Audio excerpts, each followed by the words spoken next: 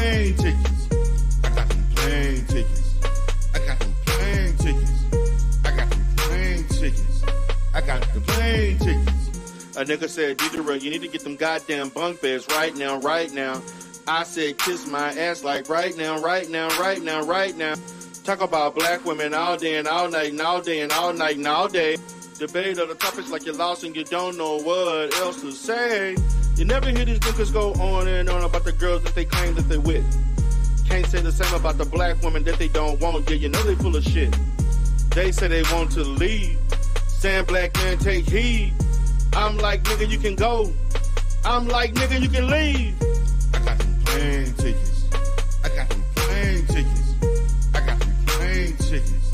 I got the plane tickets. I got them plane tickets. I got them plane tickets. I got them plane tickets. I got the plane tickets. Bitches don't know about running water. Bitch don't know about cold water. Bitch don't know about warm water. Yeah, this a motherfucking slaughter. Bitch don't know about body spray. Bitch don't know about coochie wipes. Bitch don't know about deodorant. Don't even know about electric lights. Bitch cooking rat, cats, and dogs. Motherfucking veggies and snakes. Motherfucking buzzing these niggas. Smiling in their motherfucking face. Bitch can't cook like Bunny. Bitch can't cook like E. Yeah, I got them tickets. Yeah, nigga, motherfucking leave.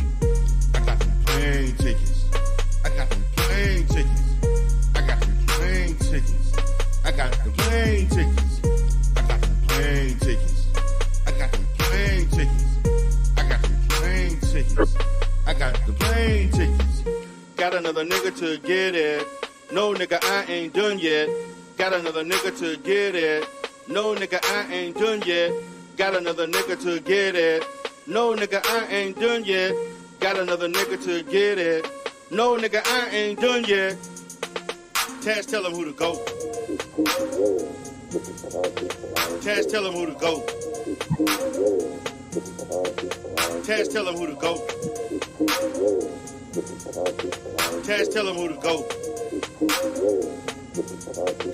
Taz, tell him who to go. Taz, tell him who to go. Taz, tell him who to go. Taz, tell him who to go. Fuck, boy, you ain't nothing but a lame ass nigga talking all that shit in the YouTube streets. Mad that your content ain't worth shit and you're trying to resurrect and you're fucking with me. No, nigga, I don't need to hate. No, nigga, that ain't okay. Fucked up that your numbers went down, not on the rumble fucking with O'Shea. The manosphere built this nigga. Tried to build a network against us. Then Doc Swan got exposed. The goat crying like a little hoe. Nigga only trying to get paid. Fucked up and he tried to get laid. Trying to have secret relations. Struggle of many complications. Asking a woman for an AK. Then you ask again for a 2K. How the hell you the fucking goat and you can't even travel and pay your own damn way? Can't even get your girl hair done. Can't even get your girl nails done. Can't even get your girl's feet done. The Cash Life had to save you on that one. Who the goat?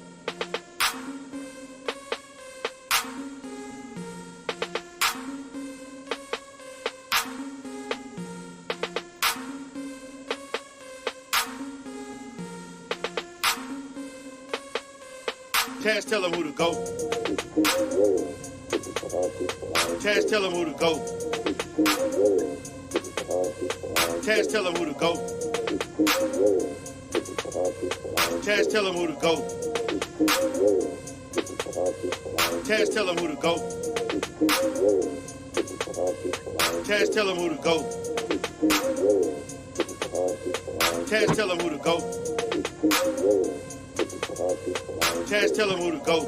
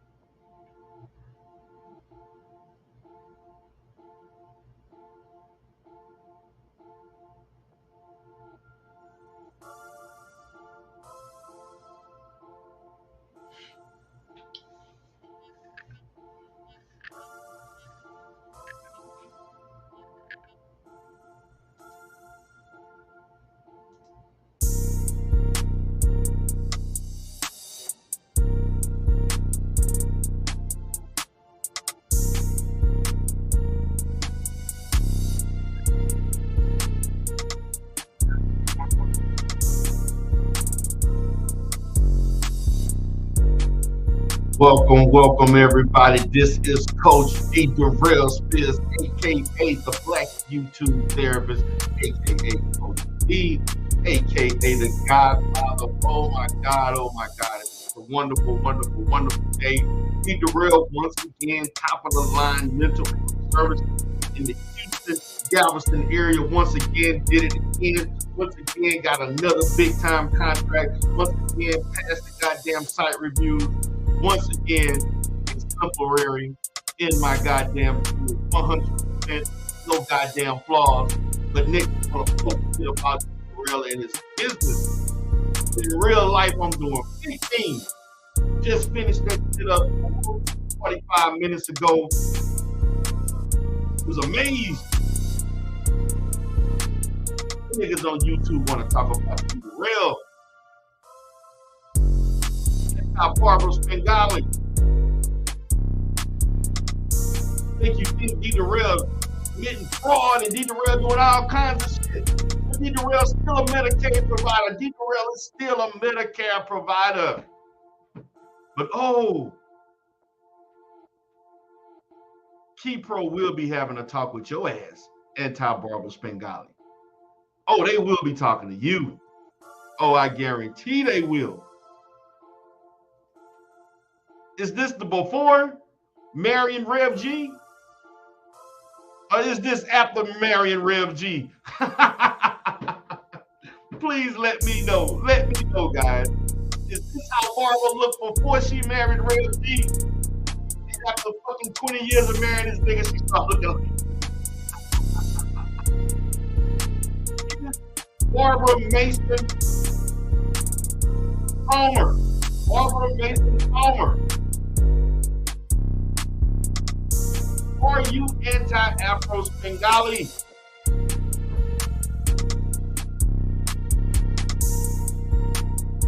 It's obvious Rev G got a dark skin. Get it. I'm gonna be honest with you, Rev G. I like dark meat too. Ooh, yes. Dark meat is real sweet. Obviously, you got a goddamn fetish.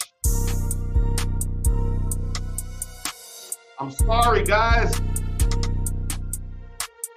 This is the before Marion Rev G. She was over there in Freaknik 90 to 1994.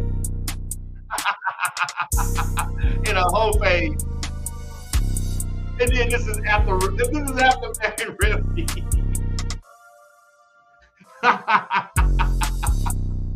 Oh, how the times have turned. And I'm just sitting back. Because y'all know.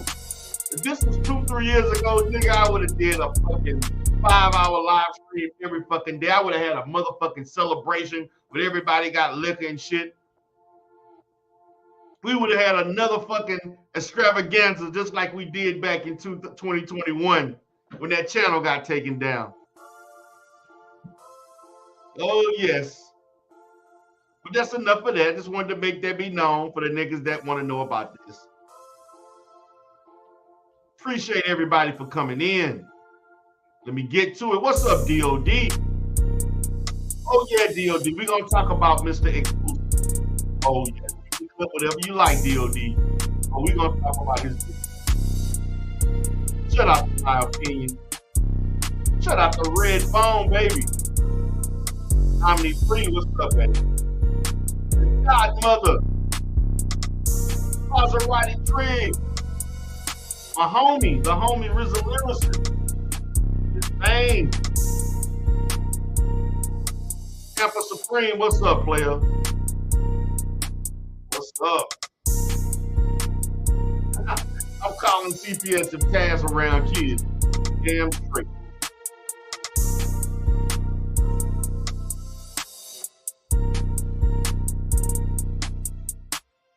What's up, Pixie Longboy?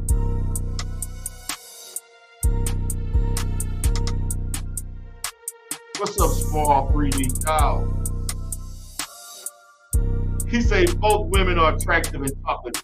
Stop the yeah. Okay. I mean, I ain't gonna lie, I like dark chocolate too. I just don't like it on them. Oh, good.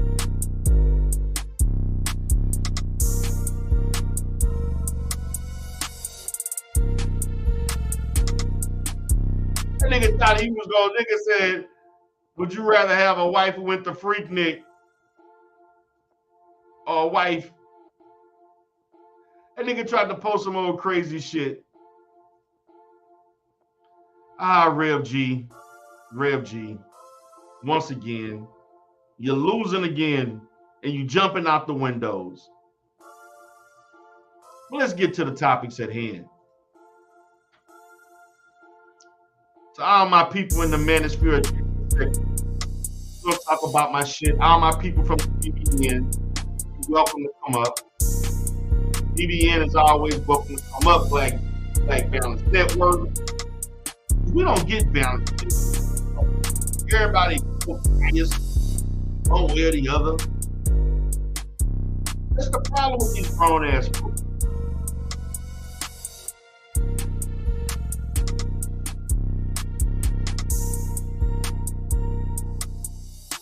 We're gonna get to it.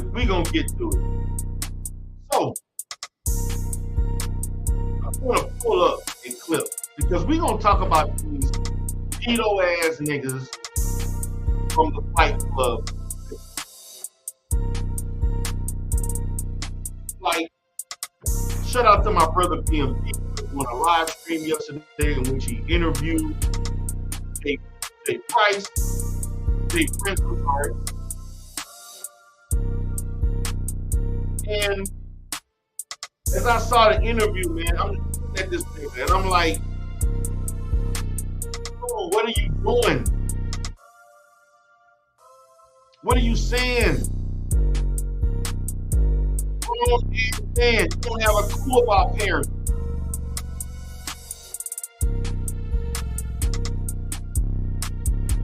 You don't have a clue. And it was just cringe. Man, it was so cringing. And I don't want to hear this shit about, well, you know, he a single mother he a single father trying to, you know, learn, and he got a lot to learn. We got to give him a chance. Nah, fuck that. Your job is your goddamn children. I don't give a damn who I'm cool with. My 12-year-old child has no business talking to any grown-ass man on YouTube. I don't give a damn how much I like you. I don't give a damn how cool you are. I don't give a damn. My children will not be talking to any motherfucker on this platform. Ever.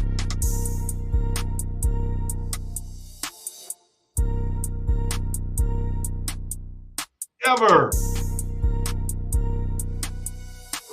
Do a grown ass person, you up there sneaking to talk to my goddamn kid.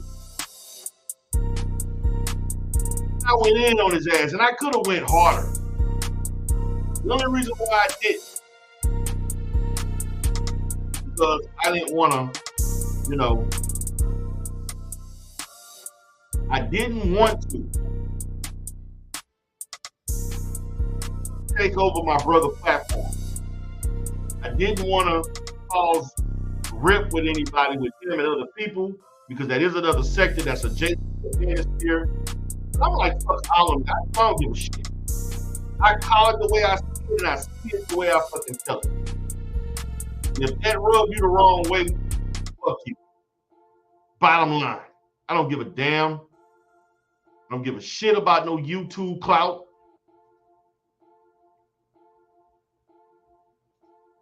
I don't give a damn about having friends. These niggas compromising their manhood and their fatherhood.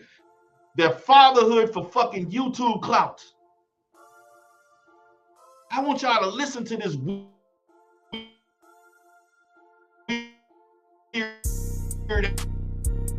ass shit. This guy gotta be. Hold on, guys. I'm having a hard time. Oh, there it goes. It's loading up. You go ahead and take the music out. Almost over.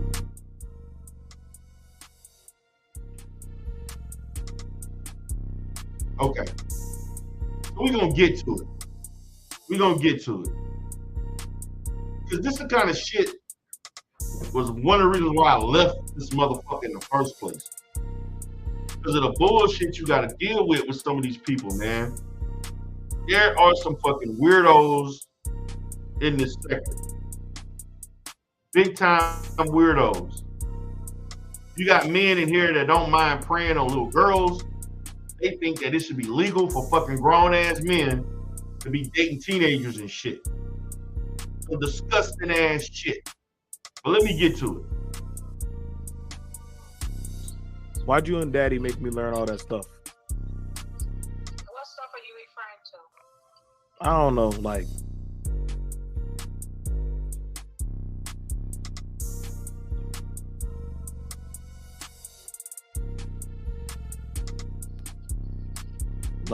labor and How to do stuff? yeah. Because I'm sorry about the timestamp. I apologize. I had it. Give me 1 second. Here go here. Jay Prince for fucking president. This nigga worse than Conscious Energy. Come on up, man. Okay, he coming up right now. Come on up.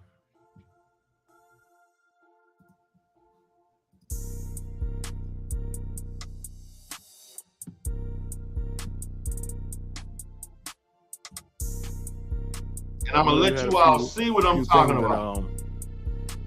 Going on. your method. Hang on.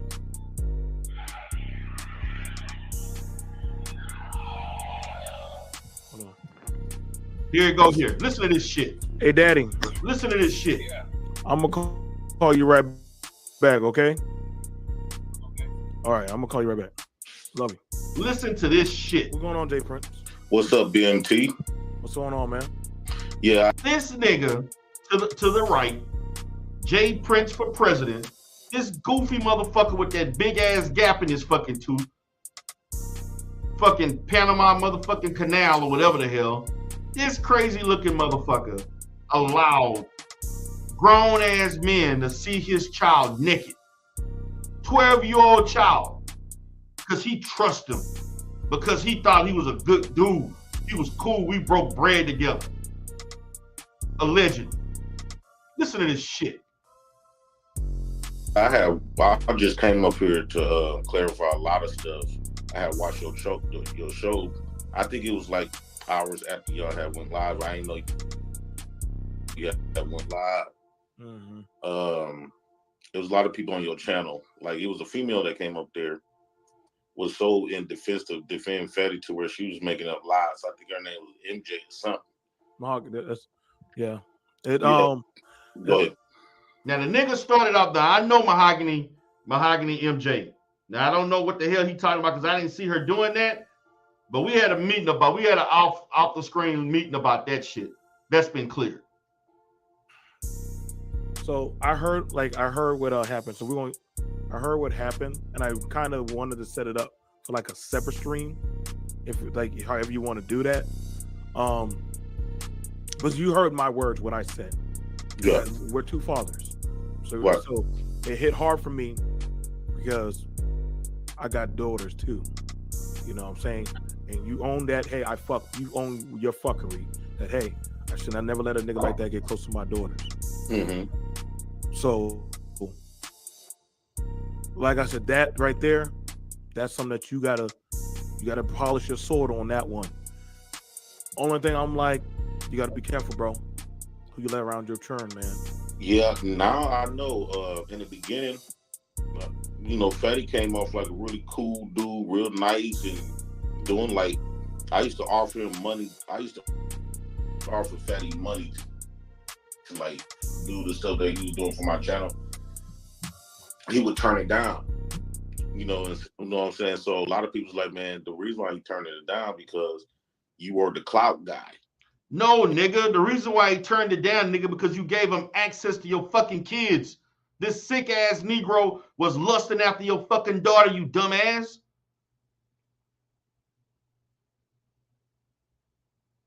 You dumbass nigga. Are you serious? He did that shit because he was talking to your fucking daughter behind your back. He was a slimy, grimy little Pillsbury Doughboy looking, fluffy face looking bastard. Was looking at your kids. He didn't give a shit about that money.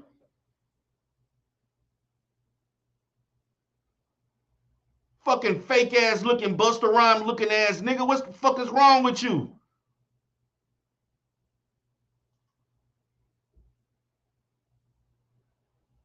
He was doing work for me. He ain't even want to accept the payments. Yeah, nigga, look what he was doing. Oh, sick ass nigga from Portugal. And so he know the little money that you was giving. And that one, you got to keep in mind, I had a big show with me and Anton just alone, where we used to get like 2,000, between 1,000 up damn near to 2,000 viewers at one time. And then I had been on big channels with Charles and White. I went on World Star with Charleston. I did a lot of big shows with people. So around that time, so of course, like some people, he knew I didn't have money like that. So a lot of people, they think about it. A lot of people, they play chess. If how could I put this? If Charles and White or anybody that's big, if Kevin Samuels needed your help, let's just say you know how to build a channel. I would think a lot of people wouldn't charge people like what big clout, a little bit of money, because just by you working with that person is the money don't really mean that much, because you're gonna get way more than just a few dollars.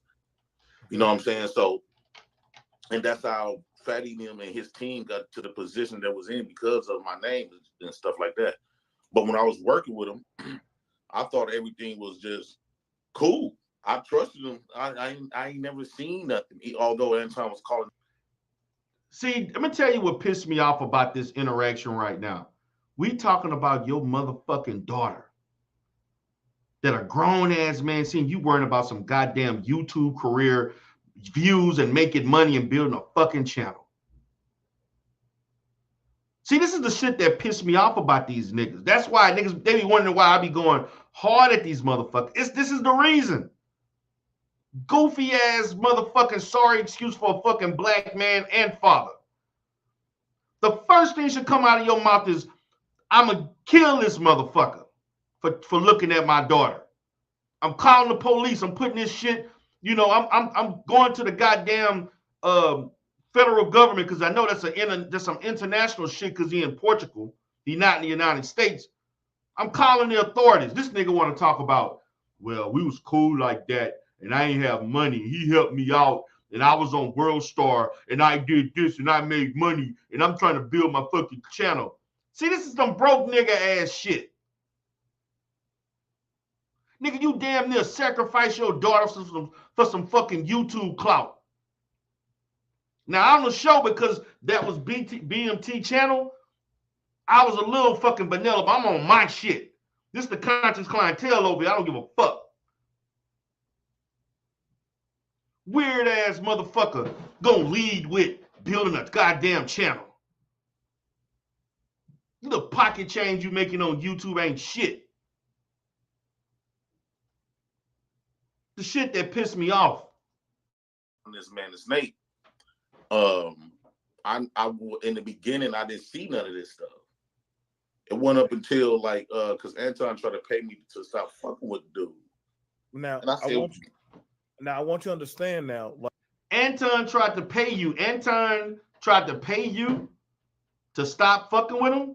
That should have gave you if another man trying to pay you to stop fucking around with somebody, that should be a red flag that something is messed up. Like, because but I also want you to know this is MOT. This is the president of the Manosphere, right? Like, one thing that I guess a lot of people want to know was what was a lot of stuff has happened that has come in. Like, were y'all endorsing the consent and sexual jokes to children thing? Like, we're trying to figure that out with especially with the panels and stuff, with the sexual comments towards children. Like, what's up with that? Clark. Like, we want to know, like, because he's saying on one end, y'all were gassing him to say that, and on the other side, you're saying, hey, I confronted them. So we're trying to find out, is that something that was going on? Like, is it now that y'all are not in good space, y'all don't want to, like, what was going on with that, where they were like, would you have sexual intercourse with a child, and then people be laughing and joking of that? Like, you know what I'm saying? That imagery, especially for us as black men, Right. you know how they throw that on us horribly. So you got a brand, I have a brand, different men and content creators have brands. So what was up with that? What was up with that, Jay Brand? This what it was. I was always on the opposing end. Before after Fetty supposedly had made a joke, I really think his supporters gave him the way out of saying it was just dark humor. Because when people support people, this is what I'm saying. This is why I always say, little kids get touched, because when you start fucking with some people, when you rock with somebody, some people can get a pass with that, and a lot of people gonna protect the people who they rock with. So no matter what's the case, unless he come out and it come out that he really raping kids, a lot of people just gonna blow it off because they don't want to miss the opportunity, because Fatty gives these people the graphics on their shows, help them build their shows. Me, I was always on the opposing end of them trying to be, joking with this little kid shit, because nobody ain't right mind finna sit up here and say, nigga, you got kids and you sitting around fraternizing with niggas who making jokes about children and being with young ass girls, and you got young daughters. Nigga, what was processing through your mind? Supposedly joke of fucking a 12-year-old girl. That don't even sound right. Did y'all hear that shit? A joke about supposedly fucking a 12-year-old girl. And this is a grown ass man with daughters fraternizing with niggas who play like this. That don't even sound right. So when he first said it, he came back up here talking about JB. He was real into it with JB about it. And keep in mind, these is the dude that was on my team at this point. So I'm like, damn. So when he first said it, we gave him grace. Like, okay, maybe it was like a little joke. The nigga said it the first time.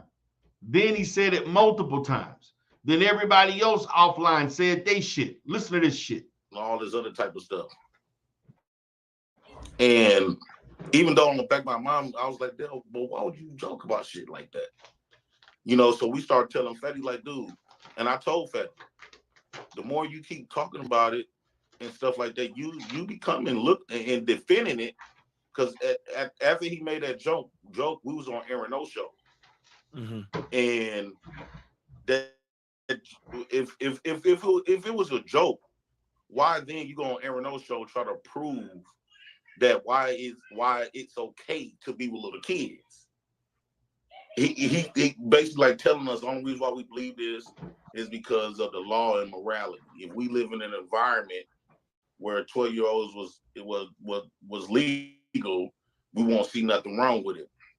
These niggas, did you hear that, guys? They wouldn't see nothing wrong with it if it was legal. Grown ass 30, 40-year-old men. It wasn't up until, because I had protected him, because I'm like, damn, because they was getting at me.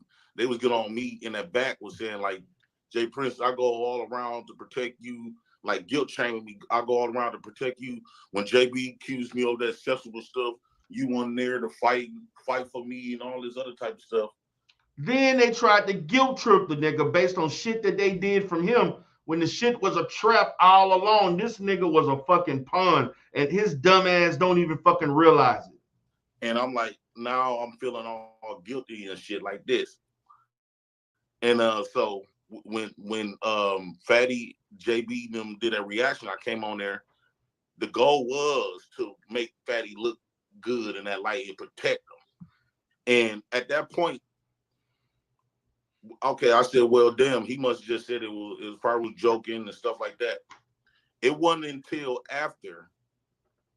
It wasn't until after we I think it was at the Aaron O show, one of them shows. It was me, Ali, Fatty, and Marcus on 18. And we had this conversation about like 2 or 3 hours.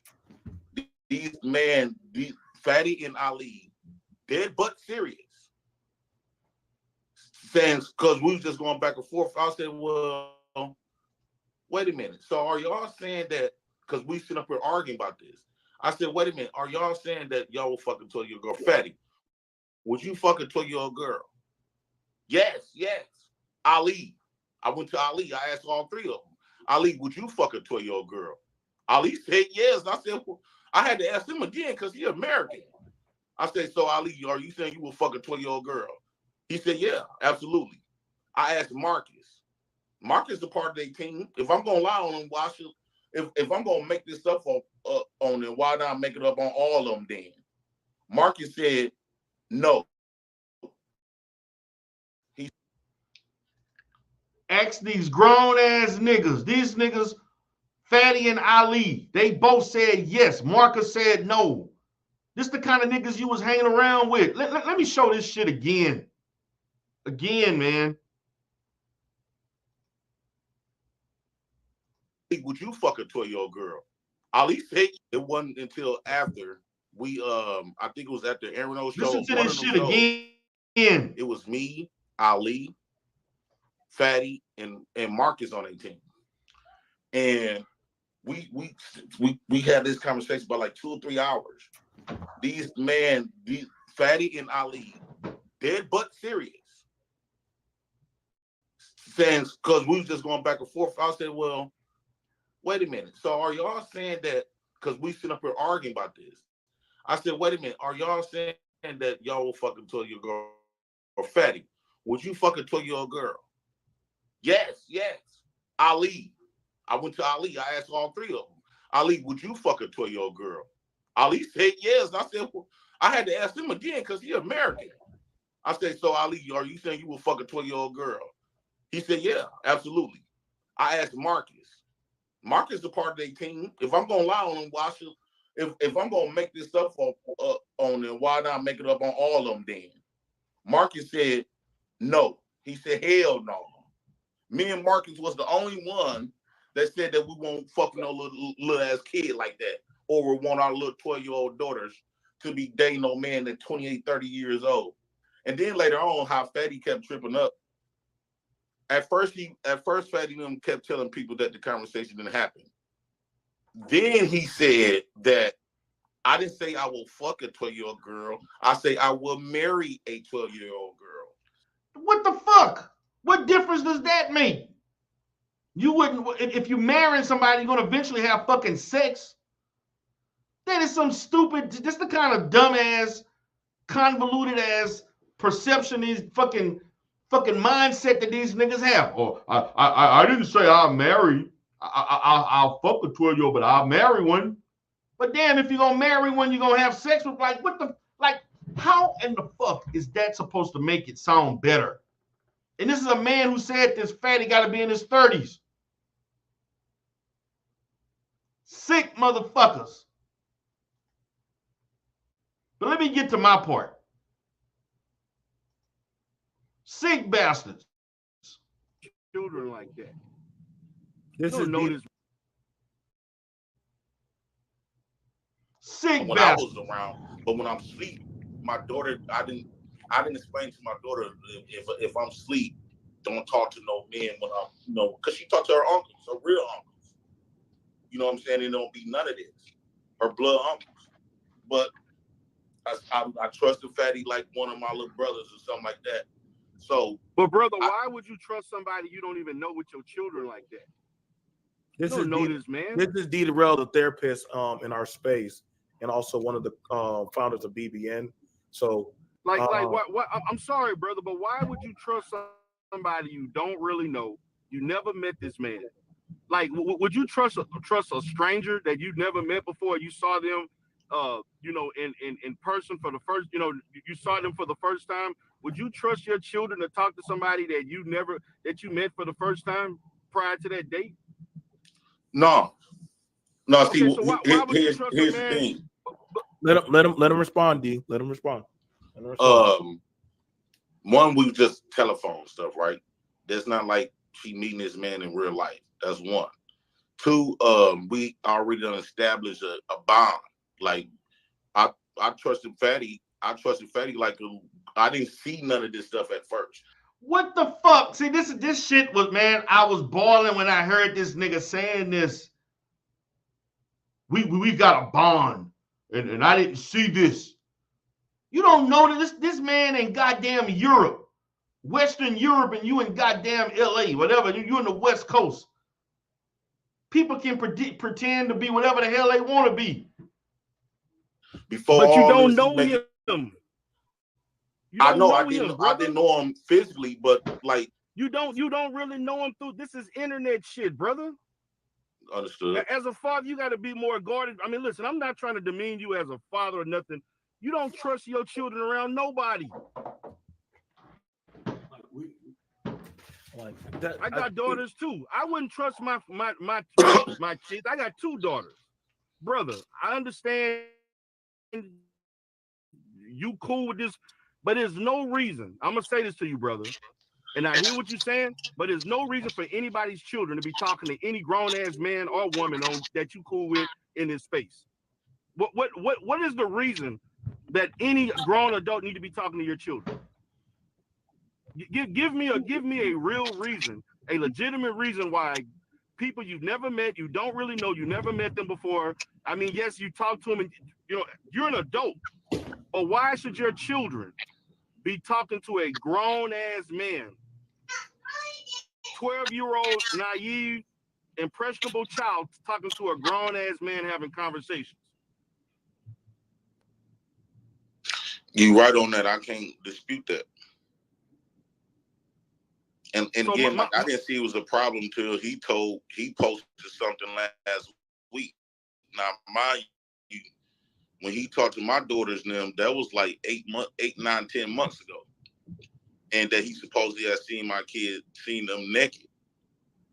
Behind, because the girl came up here talking about it was some photos and stuff. No, nobody never on the internet seen my kids naked. This was behind the scenes. I didn't see it was a problem till last week. But you right though, Darrell. I ain't supposed to just allow grown people just be conversating with my kid. So if this happened 8 months ago, why didn't you distinguish just on the fact of an accusation? What led you to continue a relationship that somebody potentially saw your child naked? No, you missing it. Okay. Fatty just made this post that he seen. I didn't know. I have never knew that this man seen my kid naked up until last week. No, that he made a post stating that he saw my kids naked. He have never told me that. Even during the time when we was working on the same team and stuff, he have never mentioned that he seen my kids naked.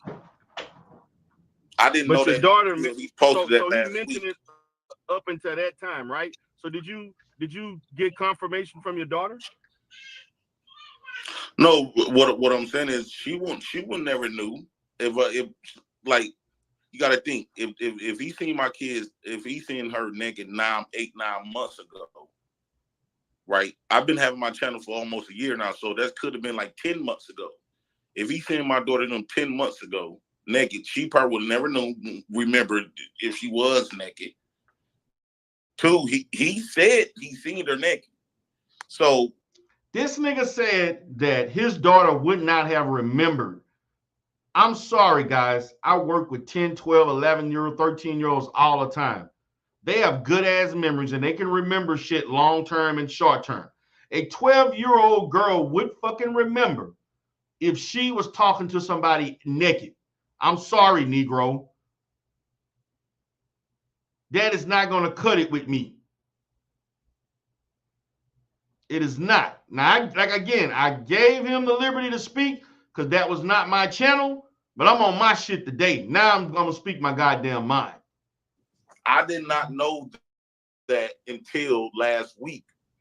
We was already. Yes, but my question is, did you vet your daughter on what she? Because a 12-year-old can remember if they got naked or not. A 12-year-old is not stupid. They're not dumb. Kids remember things like that. A 12-year-old is intelligent enough to remember whether or not they talked to a grown ass man and they were naked. Now they may not want to admit it. They may lie. They may show apprehension to answer the goddamn question. But a 12-year-old is able to remember whether or not they did something like that. But my question is, did you vet your child on what happened? No, I didn't. Okay, see, brother, I'm. This nigga did not vet his fucking child, even after he found out. You want to talk about some goddamn YouTube channel and some goddamn fucking cash apps and super chats and building and editing and all this other shit, and you still have not yet vetted your child about this shit. This is some crazy ass shit.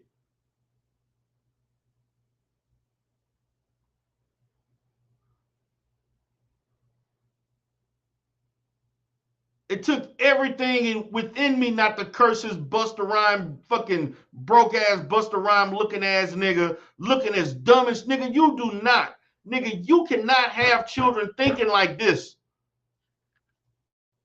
I'm sorry though, brother. Like I hear you saying all of this stuff, but because in my mind, the world, if this is your daughter, brother, this is your daughter we talking about.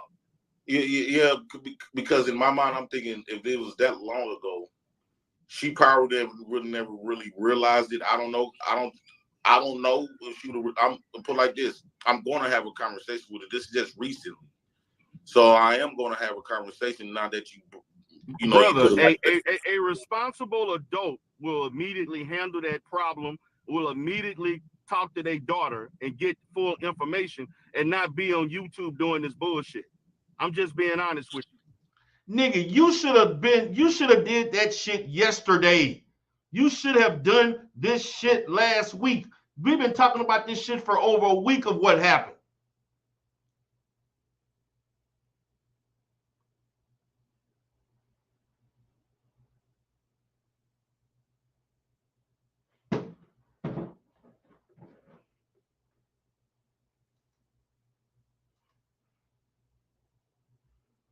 This shit don't make no sense. And yes, he is low IQ. That's quite obvious.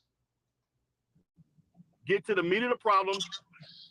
And so if she said or admit whether or not he saw her, she did or not, you can basically, based on her reaction, determine how you move forward, whether or not you have to contact authorities, whatever you got to do to rectify this situation and hold this Negro accountable for what he did. This is a child we talking about. We're not talking about a grown-ass woman. This is a child. Right. So you're supposed to be protecting your child, brother. Like, understand this, man. Like, right. Like we're, like I said, the stuff that, look, man, my focus and D-Darrell's focus is to make sure your daughter is straight. Your children are good. We're happy to see a man in his children's life. We're not focused on the money. We're not focused on the dealings. When it came into nudity and a child and violations, hey, bro, that's for you to have to step up, man, and avenge that of your. You know what I'm saying? If somebody that you talk about patriarchy, well, your patriarchy is now being pushed to the question, man, and that's some shit that needs to be handled. So, you know, like I said, man, like D-Darrell, he's very passionate. He's a father. I'm a father, and you're a father. You know what I'm saying? I asked this dude Fatty to push up on here. He cowered out. And I said, well, shit, we're going to play the audio. I'm not looking to hear no edited audios and no shit like that. Once a child had already admitted to saying that, hey, I was talking to a man while my daddy was asleep, That was it, niggas. Y'all, that was it. The conversation done drastically changed from a little beef into a legal thing. That's you understand what I'm saying? That's illegal. Right. When a child is or being me wanting to put the foot up somebody's ass. right, like you know what I'm saying? Like that's on shit. So, like I said, this is not no backpacking shit, but this is some real life shit. Where we're now looking at it between that's the thing about it. And you got to also start calling the question. Those are the Fight Club. Are y'all rocking with this nigga that violated a child? Because he's talking to my child without me knowing, and your only response, and the only response is, well, you never asked me. Well, predatory behavior ain't gonna never tell you because they're gonna keep doing it as long as they can get away with it. So, like I said, man, like this is an in-house issue that you, as the father, you gonna have to deal with. You know what I'm saying? Like I said, we handling things in the BBN camp.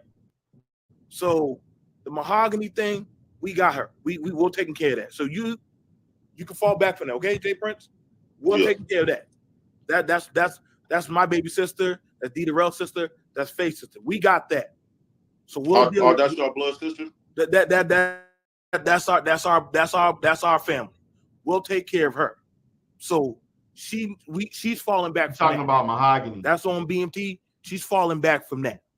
So that goes to you, Fatty. Don't be bringing up mahogany shit. None of y'all motherfuckers, none of y'all need to bring mahogany into this shit. She's done. Now it's y'all Fight Club. That's y'all in-house club shit. So how y'all handle that? Nobody should have anything to say with this father and doggone how Fatty handled it. Because now there's a child involved. Mm-hmm. So once a child came out and said, hey, Fatty been talking to me without my daddy knowing, that was it. That was it. Everybody should have just shut the fuck up. Fuck y'all, fuck the beef shit. Now there's a child type of shit going on. And me as a daddy, once I know my child is doggone being brought into the fray and the niggas too comfortable saying my child's name, mm-hmm. Oh yeah, we not talking this YouTube shit. Fuck that. So that's on you. That's on you, bro. That's on you. So I understand my hostility of you're gonna have to you mark like Cain right now until you fix that sin. You understand me? What? You gotta fix that shit that happened on your watch. Now this nigga, regardless of he trying to take the blame or whatever shit off of you, off of him onto you, this is shit that what your child just said, that shit could be taken right down there to the courts. That could be taken right down there to the courts. So that gonna be on you. Like I said, how long has this been going on? Let me ask you, how long has this been going on that this type of thing with your child and him? How long were you present for these TikTok conversations and stuff? No, I remember one day he was gonna help me with my TikToks. That was the only one, but they have multiple conversations about her becoming a TikTok star. And why the fuck are they concerned about your daughter being a goddamn TikTok star? Man, I could fucking put my... Let me stop. Why the fuck would anybody be scared? See, why would you as a grown-ass man be worried about my fucking daughter being a goddamn TikTok star?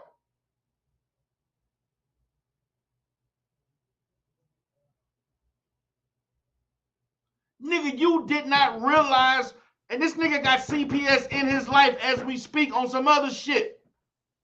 Now I know why CPS been in your fucking life.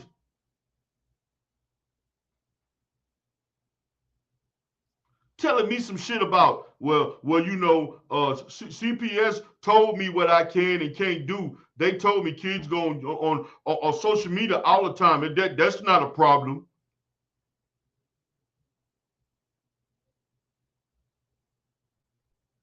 This broke ass nigga can't afford these children, nor is he responsible enough to take care of these goddamn children.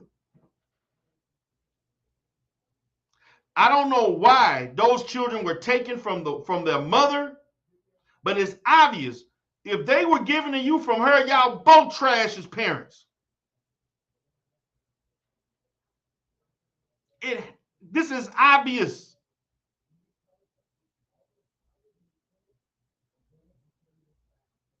Is this the new thing? TikTok is the land of the goddamn pedos? Hi, Rev G.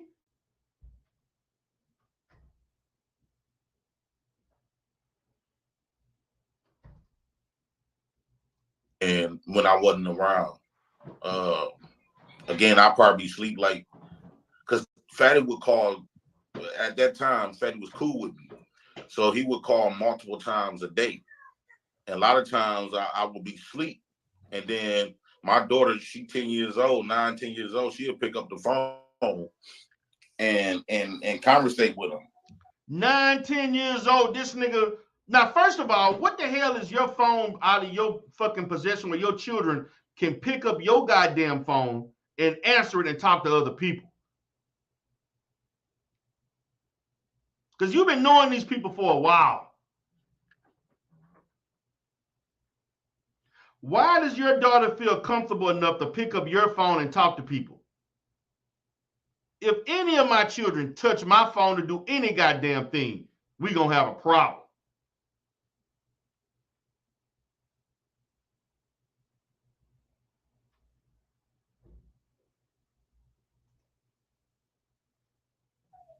And again, at that time, I didn't see nothing. I didn't look at him like that. He wasn't making these supposedly jokes. And then he never made, this was before like him, Fatty, him, Ali, and them, they made that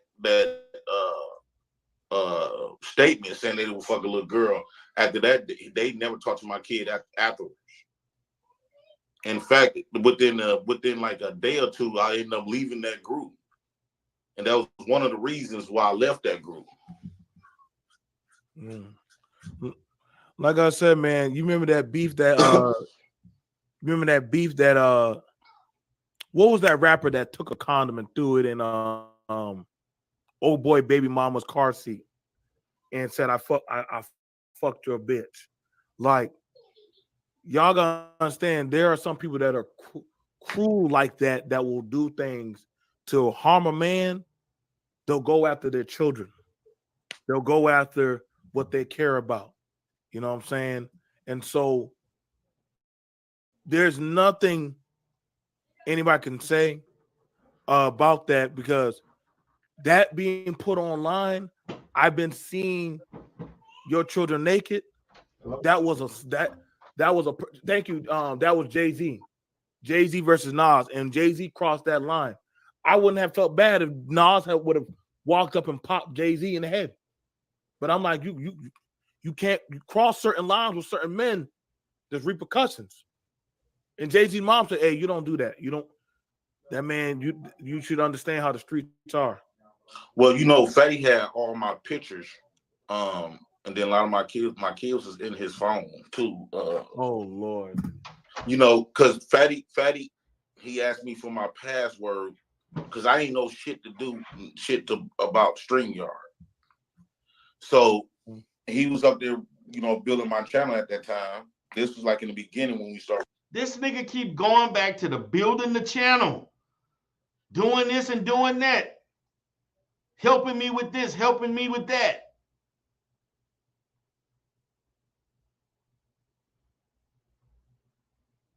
Something is wrong with this guy. You cannot be this goddamn goofy. Working with each other. And but if you got an iPhone, when you give somebody your password, they got Google Maps. Yeah. And all my photos, videos, and everything was connected to his address. Mm-hmm. So a lot of the pictures, even the pictures that my kids and them was taking, when I go to Google Maps, I could see what all was in his phone. Every picture was what, and they got it separated by months, days, minutes, times, everything. So a lot of that stuff when Fatty came out and said that he seen my kids naked, I didn't think none of it until he came out last week. Now, mind you, this. What you mean you don't think nothing of it until he came out with some shit the previous week? The man just says he saw your fucking kids fucking naked and you don't think shit of it until he say something again? Man, if I would, man, I slap the shit out of this motherfucker. Oh. This is some dumbass shit.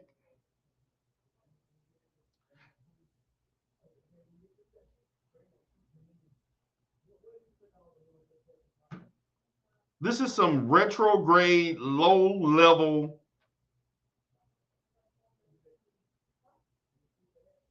ignorant ass nigga shit.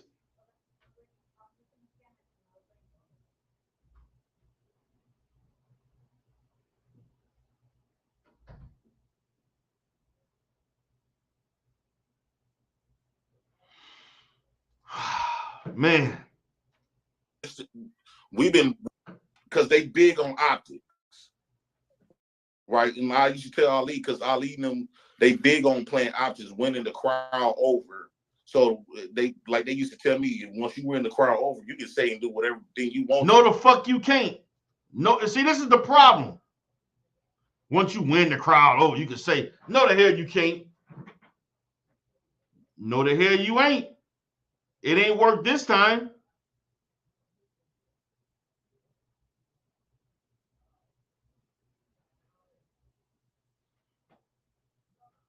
It didn't work this time. And they're gonna believe you. So they big on playing optics. And like I told Ali, I said, man, I didn't come on here to play no optics. I just come on here to tell the truth and to tell my experience and go off that. You know, so I'm not an optics man. So right now it's looking like whenever Ali them say something about me, they get believed. If I say something about them, I won't get believed because I don't got the optics on my side. And I look at optics as deceit. You know what I'm saying? You deceiving people. Yeah, just because the public, just because they believe what you say, nigga, you know you lying. I know what you told me in the back. Let me get it over to Faith, one of the writers and founders. She handles a lot of our stuff in the background. Welcome, Faith. You gave some powerful words earlier about these kind of things. What's up, sis? Hi, brother. Thank you so much, BMT, for that introduction. And hello, Jay Prince. It's nice to meet you as well. Hey, how you doing, Faith? What's up? I wanted to come in because I heard a little bit of the conversation that you had with Fatty on Taz's panel. Yeah. And what's being done to me is, and I think it's disgusting because you did not say that you were a perfect parent. It seemed to me that you have been very transparent this entire time about everything that has been going on in your life with your children. Yeah. You talked about CPS being in your life with your children, which you didn't have to, you know. And Right. what's going on now is there seems to be a smear campaign to deflect from the bigger subject matter, which is the things that Fatty and Aaron O said that day on the panel. And they're trying to use you and your children to deflect from that. But I do want to ask some questions if you don't mind. Yeah, I don't mind. Okay. And you've been open all the way up until now. So, you know, I just want everybody listening to understand that this man has been extremely transparent about his situation. He has not hidden anything from anybody. So that day that you asked your daughter, how old is your daughter, by the way? 10. She's 10. Yeah, Is this 10, 5 and 2-year-old? 10, 5 and 2? Okay. So the 10-year-old, is this the one that Fatty was talking to? Yeah. Okay, and she confirmed that he was talking to her. Was he talking to her with your knowledge or without your knowledge? It would be both. When I was up, you know, it would be both. And then when he called, she'll talk to him for like 10 minutes, whatever, and then she'll wake me up. Okay, and the times that you were asleep, that would be without your knowledge. Yeah, that's what we're referencing. When I was asleep, she'll have a conversation with him, then end up waking me up. Okay. Okay. Now, did you have a problem with her talking to him prior to him, handing the phone prior to her handing the phone over to you? Not at that moment. I didn't Okay. see. I seen at that time. I seen Fatty as a little brother, which Okay. I didn't know him, and at that time I couldn't see Fatty doing no wrong, like, because he was like being extra nice. Like, I was going off the act like, man, he doing all this stuff for me for free. I try to offer him money, he wouldn't take it. So that all that, like, it kind of made me look at him like, man, this man is a good man, and all this other type of stuff at that time. Who is UK Arsenal? Does anybody know who UK Arsenal is? I don't know who that is. I don't know who that is. Sorry. I've never heard of him. Yeah, man. Like, it's pretty much BBN. It's pretty much between BBN and Jay Prince, man. Like, this is kind of more of like a business type of thing right now. I don't know who UK Arsenal is, so you're gonna have to sit it out, man. Don't know who this is. Okay. Well, I have one last question, Jay Prince. The instances that he was talking about where he saw your children naked, was he also including the 10-year-old? Yeah, it had to been the 10-year-old. That's because when he made that statement, he didn't say which kid. And then my 5-year-old wasn't around; she was with her mom. So my 2-year-old, at that time when me and him was working with each other, it was like off and on. Because Roro, which is her mama, everybody know Roro from up here. She came on here. At that time, we was going back and forth. So Kendra was the one that, Kendra, or it could have been Legacy, but he didn't specify which kid. Okay, he didn't specify which kid. Did you ask your daughter? No, I didn't. Actually, I'm gonna have a conversation with her later on tonight. I'm gonna have a conversation with her when I get off here. Yeah. Yeah, definitely ask your daughter, because that's very important. And it doesn't matter which of them it was, by the way. That doesn't matter.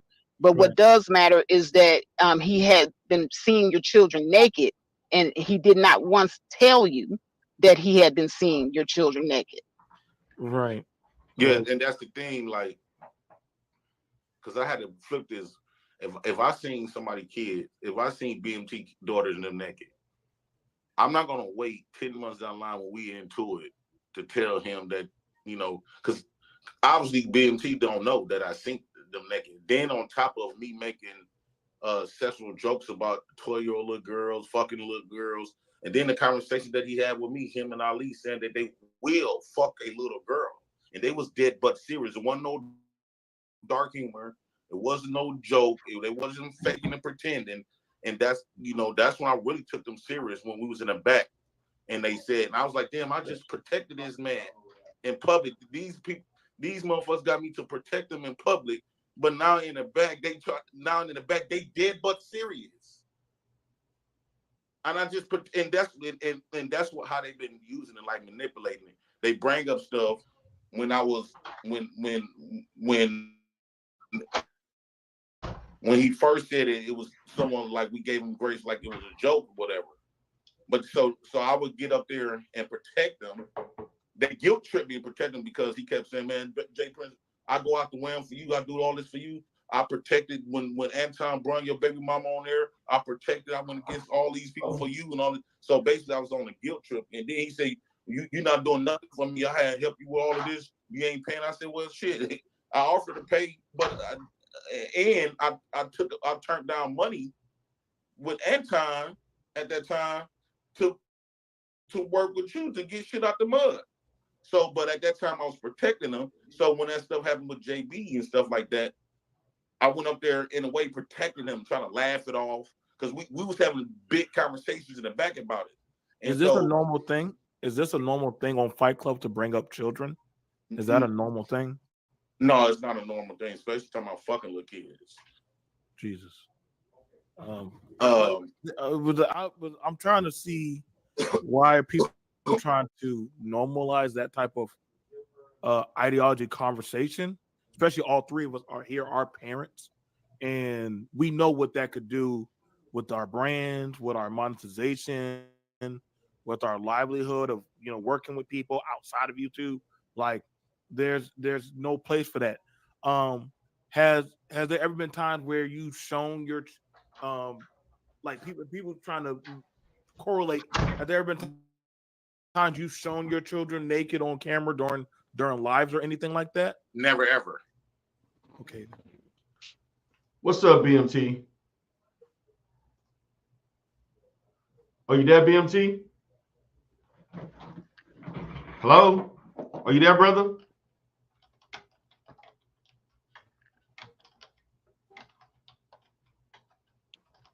BMT, are you there?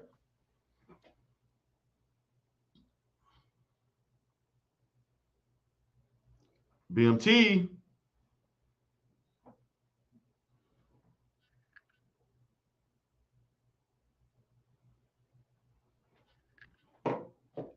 Nigga, I don't need you for no goddamn views. Nigga, I don't need you for views. You don't even know who I am. So if you don't want to get roasted, I'm going to tell you right now, Negro, you don't want to go there with me. You don't want to go there with me. So if I was you, I'll stay in the clouds or keep your motherfucking mouth shut in this chat. Because you don't want this smoke. I'm going to let you know that right now, fat ass. You don't want this smoke. You don't want to get roasted by me. I guarantee you don't want this. You can get the link right now and get this work. I guarantee you don't want it.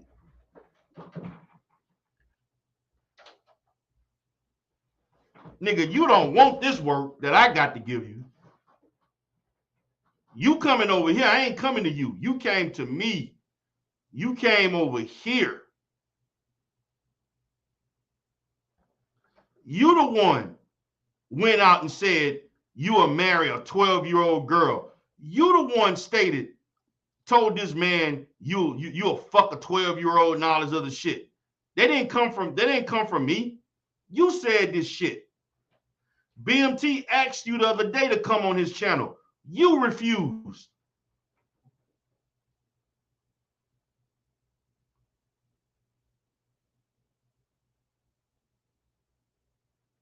You said what you said. If you stated that shit, you need to take responsibility for the shit that you said on YouTube.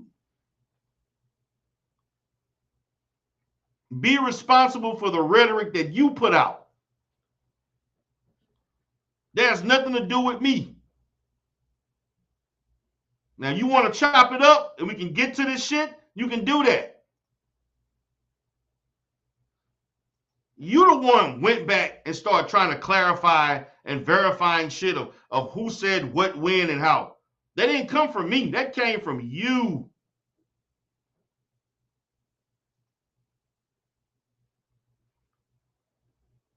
You and your people saying that y'all have sex with 12-year-old girls or I'll marry a 12-year-old girl. That didn't never come from me.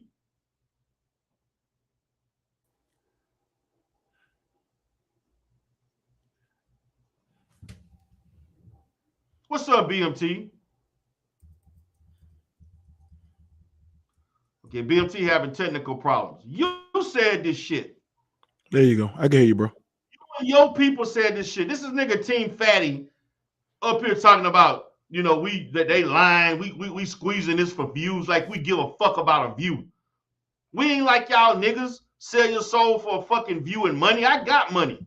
Yeah. Nigga, I don't need no YouTube money. Yeah, we're not pressing YouTube. Nigga, I made 7 figures before I got in this motherfucker. That nigga, I give a damn about some goddamn YouTube money. Nigga, you don't know, nigga. What they should have told you about me is when you fucking with the Godfather, what you dealing with. Nigga, you must don't know. I Nigga, think you some of must them don't think know that we talking need like this. YouTube, You man. like I give a fuck about some YouTube money and views. Bro, you can hear me? I think some of Yeah, them. man, I hear I you, think man. some of them really think we need this YouTube shit, man. Like, we not like you, boy. We don't need this YouTube shit. We actually make money, way more money. This is a hobby. This is a hobby. This might be your job. You might be in some backwater country, some shit. We don't give a fuck about this. This is your job. This is how you make in your dilapidated area your money. We don't give a fuck about this. I don't care about YouTube can close down tomorrow. Me and him wouldn't give a fuck. Our checks would still come in. We've been able to show time and time again what we do. We don't know what you do outside of YouTube. I don't think this is all you can do is talk about what goes on about some depravity of your sick, disgusting humor. Now, you could be a man. You can come up. I won't say nothing. I will not say nothing. This is my brother's panel. Just like you had the first time you had the option to come up. I told you people were watching. So I will be quiet and I will let you talk to D. Darrell. I'll let you talk to D. Darrell. We don't want to see no videos.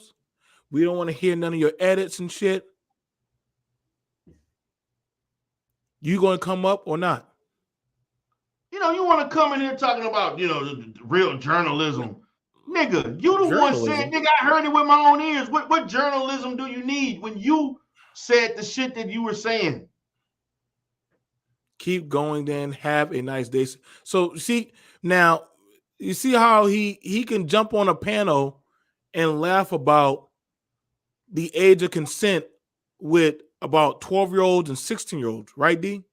Yeah. But he can't come on a panel and talk with you. I'll mute up. I'll be quiet. He can't come on and talk to you about what he said. Now, granted, you can be a man about it. Now, you had no problem keep bringing up that other man's daughter's name. You got too comfortable. So why can't you come up now and start talking? Yeah, somebody ask you the real fucking questions, not that play shit that's going over there in that pussy ass fight club. You jumped on Taz's panel. And shit. He jumped on Taz's panel. You can't come on D. Darrell's panel. You said you heard so much about D. Darrell, then go on D. Darrell's panel. I'll be quiet. I ain't gonna say nothing to you. You understand? You around the BBN, bro. There ain't nothing but straightforward facts, bro. If you're gonna speak, we don't want to see your videos. We don't hear about y'all money. We don't want to hear about y'all little stupid ass wannabe deals like y'all are some real network or some shit. Y'all YouTube channels, bro. Y'all don't run shit. Listen to this shit. I would recommend you to call the police and get the CPS at this point. This is not YouTube anymore. I have a show to do. Have fun. What nigga, you barely got anything, bro. Stop. Who gives a shit? Like, nigga, you mean we should be calling the fucking international fucking the FBI on your ass for looking at for talking to underage kids and looking at them naked and shit and bragging about it. Come on now. Stop. Look at this shit. Had Roy B explained everything. Yeah, she did. But she did explain shit to me. But this nigga said shit out of his own mouth. That supersedes whatever she got to say. I know what she said. And that's my girl. I fuck with Roy B. But this nigga said this shit out of his mouth. I'm hearing the truth. Yes. But I'm hearing the shit come out of his mouth. We heard what a kid. Rob B does not supersede what a child says. The person that he was talking to confirmed that he was talking to her. So how do we jump past a grown man talking to a child? Yeah. How does anybody multiple jump over that? times.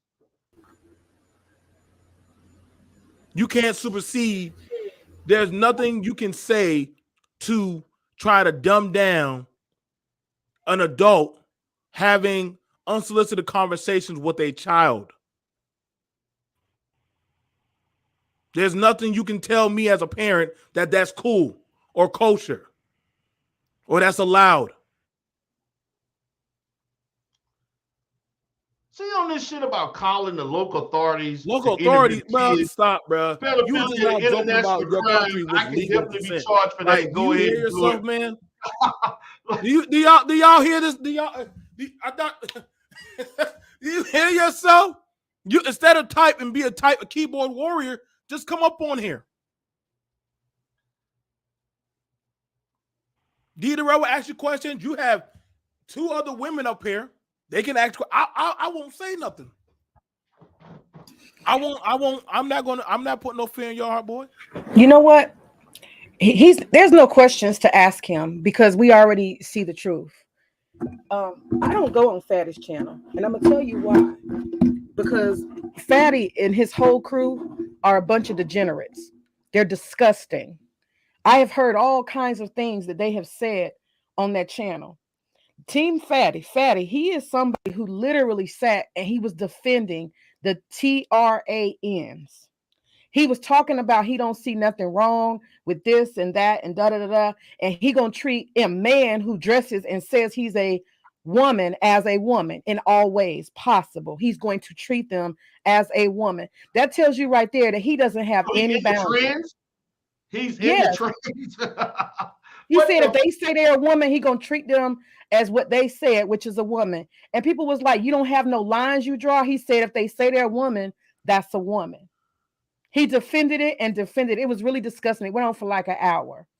I can't remember the person who was challenging him, but they don't have any morals over there. They don't have any boundaries. And that's what we got to realize in these spaces. You have predators, perverts.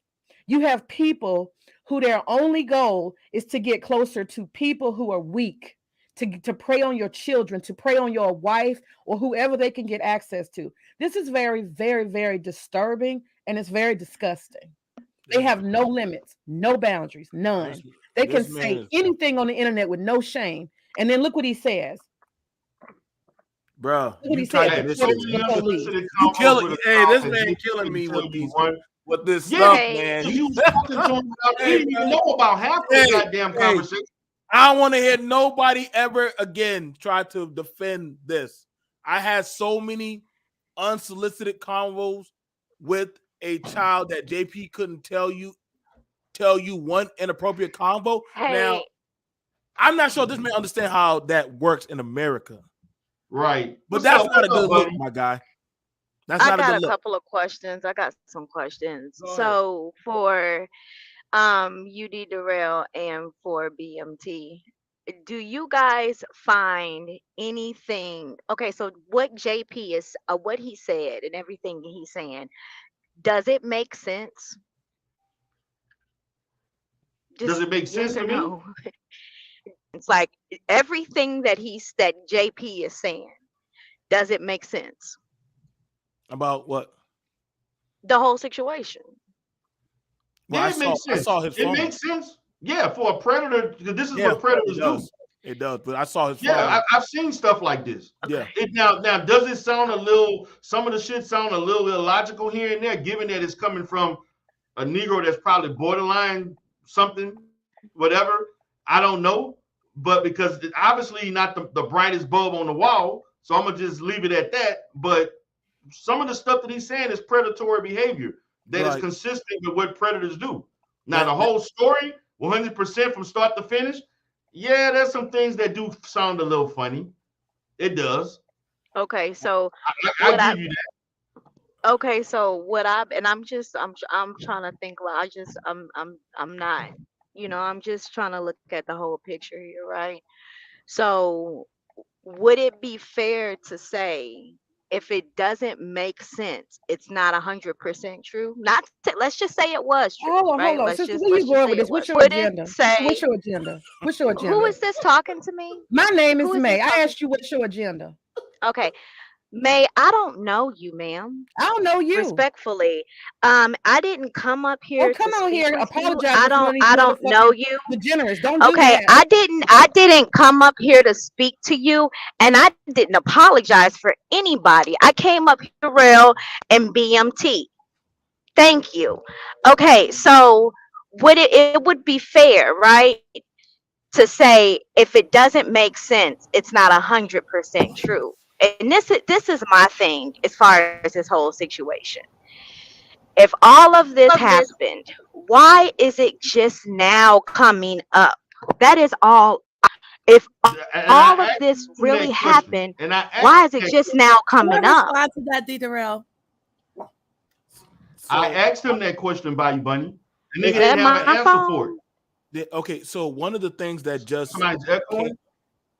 I can't be me. Can I'll y'all hear mute. me? Let me see if it's me.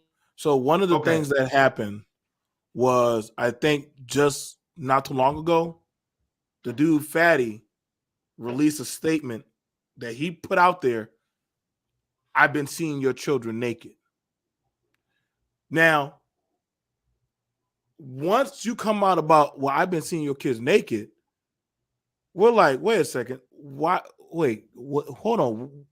Now, that was just last week, right, D. Darrell? Now, Yeah, that that's was like new a little information. over last week. Yeah.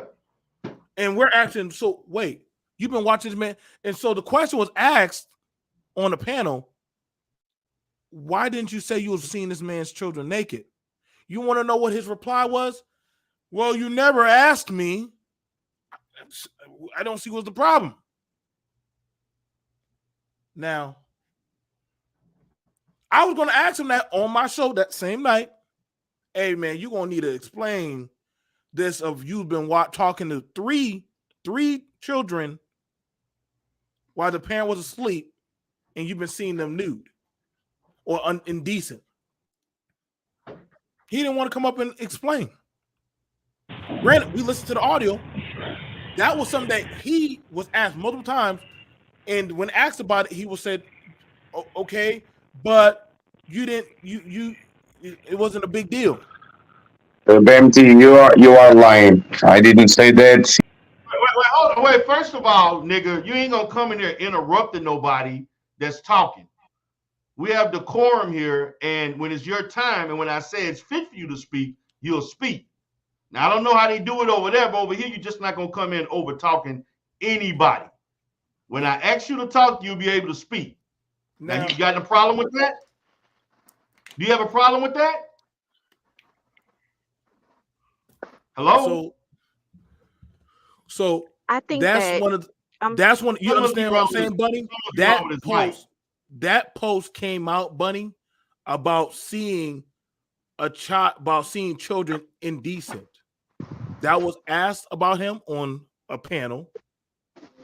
I played the audio multiple times.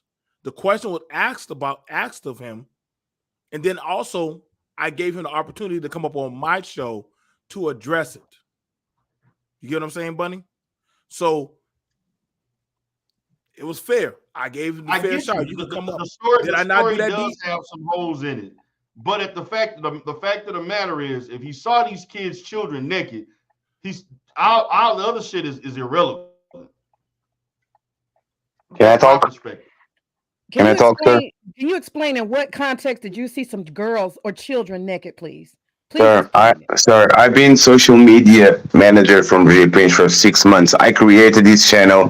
I monetized this channel. I created the datas. Listen, I'm explaining you. I'm explaining you. Please don't. I'm explaining you. Please don't interrupt me. No, nigga, look.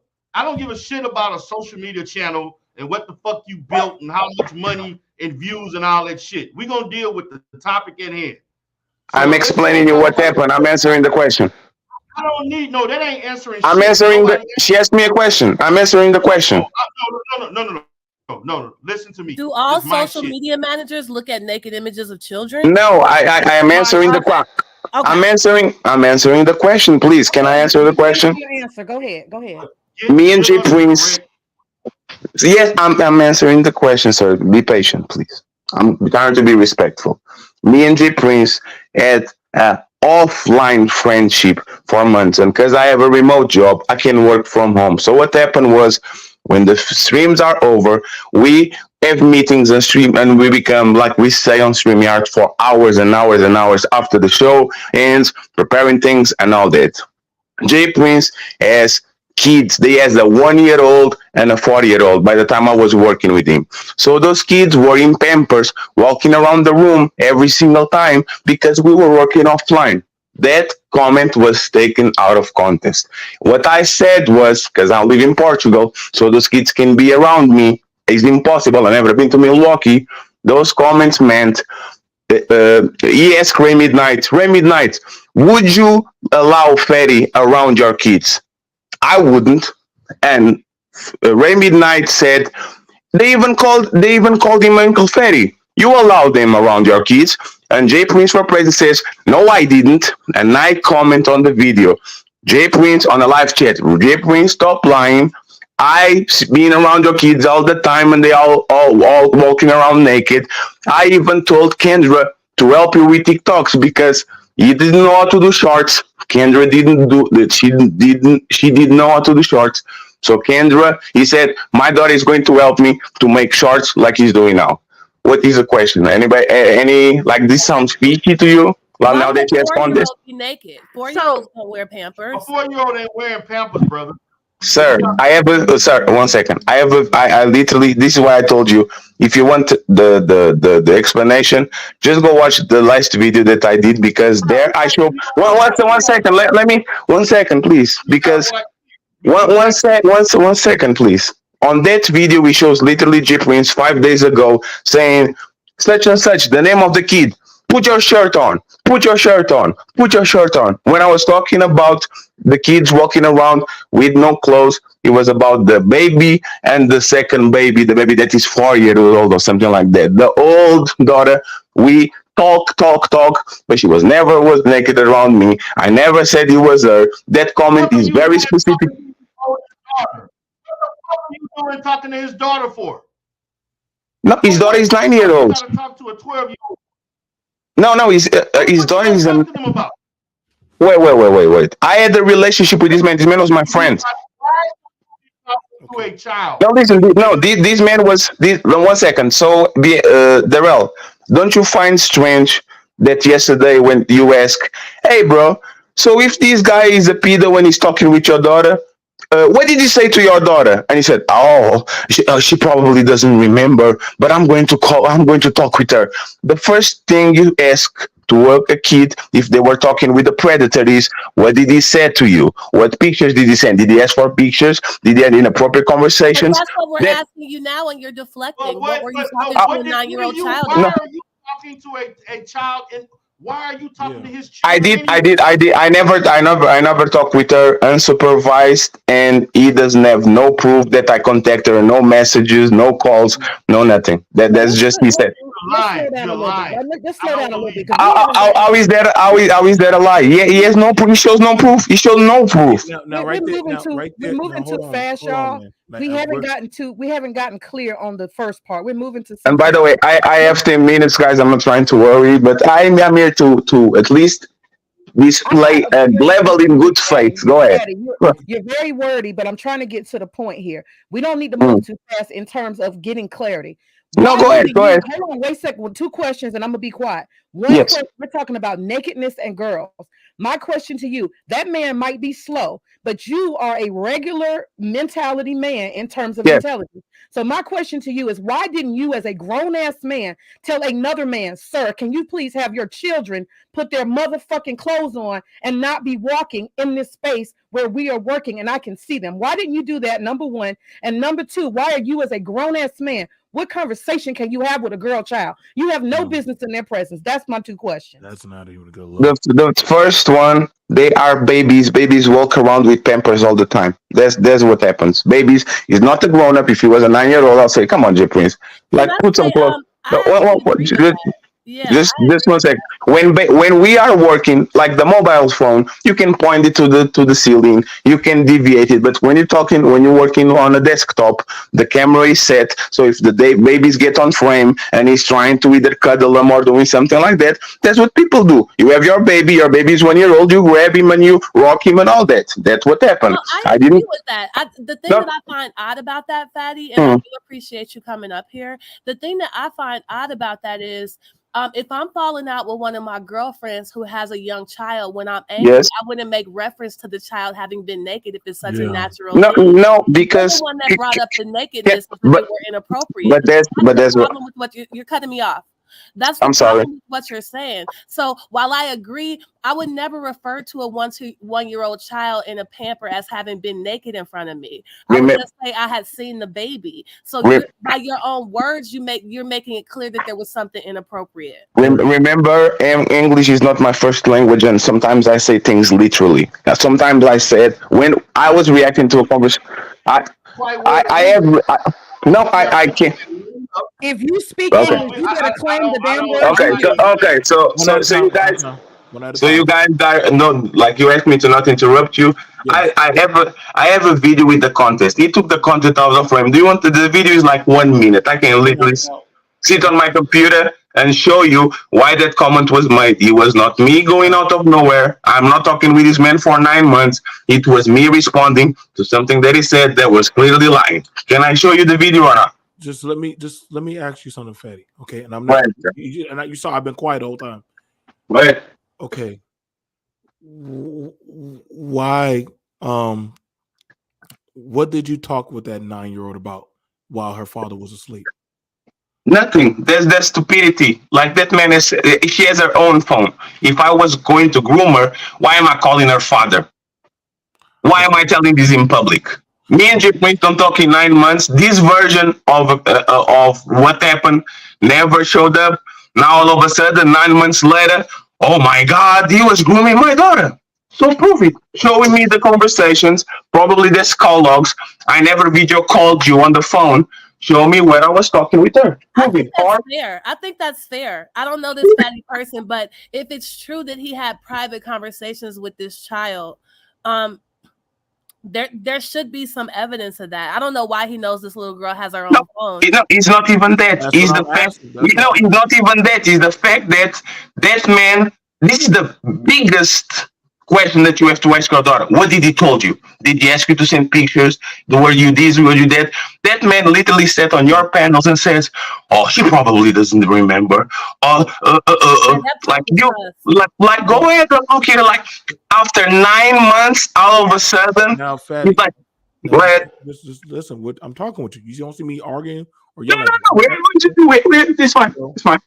So when you made a comment, right? But I listened thoroughly and say, well, JP, you be asleep and your children be picking up the phone. You don't know what they be saying. I didn't say that. That never happened. Show the tape. I never said that. He said that. I never said that. It was on Taz exclusive. I never said that. He said that. Go ahead and watch the tape. I never said that. I denied that vehemently. There's no way I talked with your daughter. Like all of a sudden, 9 months later, I'm not calling you, not doing nothing. How do you come up with the version? My daughter used to pick up the phone and talk with him. Okay, so when you say your children pick up the phone, then who are the children that pick up the phone? No children. I call G Prince. If G Prince doesn't answer, there's no kid picking up the phone and saying, "Hi, how are you?" No, that doesn't happen. And if it happens, it's CPS case because you are letting your kids exposed to every single call. I'm not the only person that calls G Prince. Have you ever had any conversation with him, with his children, without him present? Any at all? Have you? Never, because I don't even FaceTime G Prince. We talk on StreamYard most times and on the phone. No. Even. If you didn't see him, How do you see what? How'd you see the kids? Like I told you, I was working with G Prince on the back. Every single time we work, we stay hours on the back, and his daughters would either be on his lap, walking around the room, and that's why I saw them in Pampers. I'm talking about the babies. I'm not talking about the wearing Pampers, brother. What'd you say? A 4-year-old potty trained should be potty trained. 4-year-olds That's not not, wearing Pampers. with all the respect, that's not my responsibility. Jay Prince himself said that he doesn't change diapers. Okay, So now that's not my responsibility. only reason why I'm like, okay, you're saying one thing, but the audio of what the discussion y'all two had 2 days prior is something of a different audio. What is the audio? It's the audio that y'all had on the Taz exclusive panel that I replayed. I played it straight forward. It was only 2 hours old. I just played it straight as is. And he says what? It was saying that you said it while Taz was on there, and you and JP. And you said, JP, you be asleep. You don't even be knowing your kids be picking up the phone and they be answering the phone. Now, when you said that, that right there was like, okay, so when you said that, you're like, your kids be picking up the phone and you don't even be knowing that. And so right then and there, we're like, okay, so if you're saying that they answer the phone when he's asleep, because that's one of your arguments that you're using, and that they call you Uncle JP. Now, what happened was the daughter said that she had talked to you. Now, how do you refute what the daughter has said?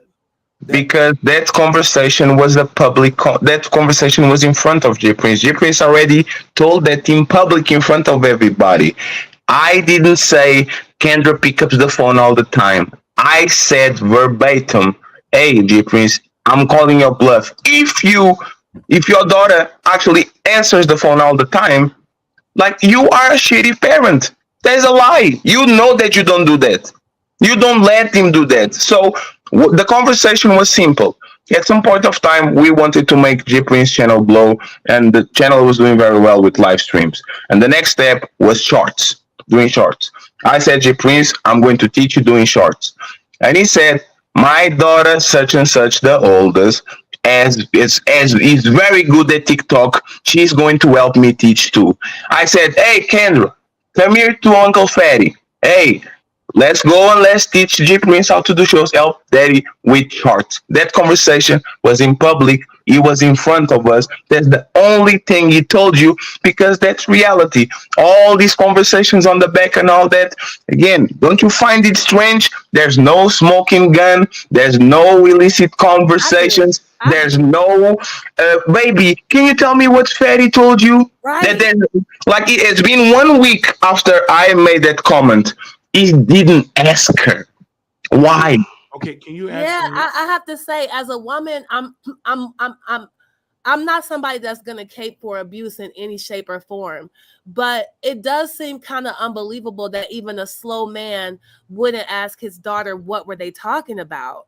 That just doesn't seem. It's not. It's a lie, because it's 9 months later. It's just not believable. His response is that he trusted you. He had a bond with you. So you grew his trust over time, and you did all these great things. He could never think you would do such a thing to him, and what he claimed has happened. And that does sound like grooming. Yeah, but Darrell, that's the thing, right? Am I here? Okay, Darrell. These men because the version always shifts, right? We are on month 9. Let me tell you what he said about me. First, I was gay, because I was sending him bodybuilding, a bodybuilding championship or something like that. I said, hey, look at this guy, the bum, the world champion. He said I was gay. Then I like trans woman, right? So I went from liking men to liking trans woman. Then he said he is fucking hookers raw. So I went from being gay, then to be like trans woman, and then to like hookers, to like woman and fuck them raw. Then he said I'm an incel. No, one second. Then he said I'm an incel. I get no bitches. I get no nothing. So now I went from gay to liking trans, to liking fucking woman raw, to having no sex, and now finally he's a kid toucher and he's grooming my daughter. So I like kids, I like men, I like woman, I like trans, I like hookers. You could just be a But the thing is, it's contradictory. Either I get no S or I am deranged and I get all the S. I can go But you, from you're you are the one who like went on cooker. Go ahead. Fatty. You're the one who Mhm. went online saying all this dumbass shit that got you in this trouble in the first fucking place. Right. You the one No, said, but that has nothing to do with his daughters. Okay. Slow down, Okay. slow down. So Number one, you, hold on. Mhm. Number one, you're the one Mhm. who said that if it was legal to have sex with a fucking 12-year-old, you would do it. Then you're gonna come back and say, "Well, I didn't say that. I said I'd marry a 12-year-old. Like that shit made it even better." No, I didn't. No, I didn't say that. No, I didn't say that. Oh, you I, did. I didn't say. No, I did. No, I did. No, I didn't say that. I didn't say that. It was the show. It was a What did show. you say? It was a show. It was a 30-minute show where I personally, not we, I was doing inappropriate jokes. I already said the jokes were in bad taste. You don't joke with kids. I apologize. But during the 30-minute stream, we were discussing. It was like a college player that had false accusations, right? And after he had false accusations, the conversation stray away for age of consent and all like that. And I was joking around for 20 minutes about that. Well, no, I know. You don't need to say that. You don't joke about that. I already took accountability for that. It's fine. Every time I got into trouble on these months because I was talking about that, I pushed the video. I said you can see the full detail. I was joking, and I apologize for that. I already retracted myself. These Fatty is grooming my kids as 1 week. I've been talking with this man for 9 months. All of a sudden, he has a version when I'm touching his kids 9 months afterwards with no proof, with no testimony, without nothing. So again, every time you guys ask me something, I say, I have proof. Here it is. I have proof. Here it is. I have proof. Here it is. Why don't you do the same thing with that man? Why don't you ask him, hey, bro, where is the proof that you have? Dumb shit. That's why. If you didn't What'd you stop say? saying the dumb shit that you were saying online, we wouldn't be How is having that? this mindset. No, how is that dumb? Well, I mean, you did play an audio of you saying that 16-year-old pussy is fresh. That was the joke. That was the same stream. Not a fucking joke, nigga. No. Hey, hey, no. I'm again. I will repeat what I said. This is on the same stream. Why you keep Listen, hey, Darrell. We are men. I already. No, listen. I'm not going to do the. I'm not. No, this is not new. No, sir. I already said this. Like what BMT said. This is all on the same day. I already stopped it and said those jokes were in bad taste. You don't play with that. And since that, I didn't make no joke. I learned my lesson and I repented myself.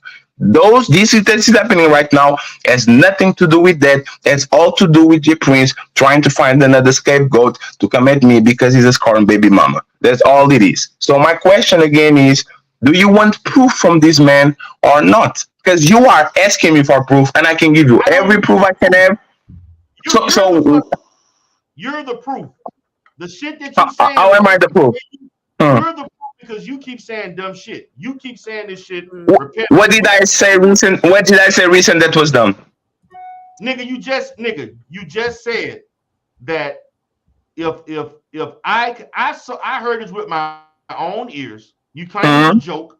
You want to keep saying all these jokes in bad taste. If you that was 9 months ago. Making about being with young girls, we are going to start believing something. That was 9 months ago. There's no footage. No. It was no, sir. There was 9 months ago. No, sir. There was 9 months ago in one show. Everything that you say that I had conversation of, there's no documents, there's no video, there's no messages, there's no nothing.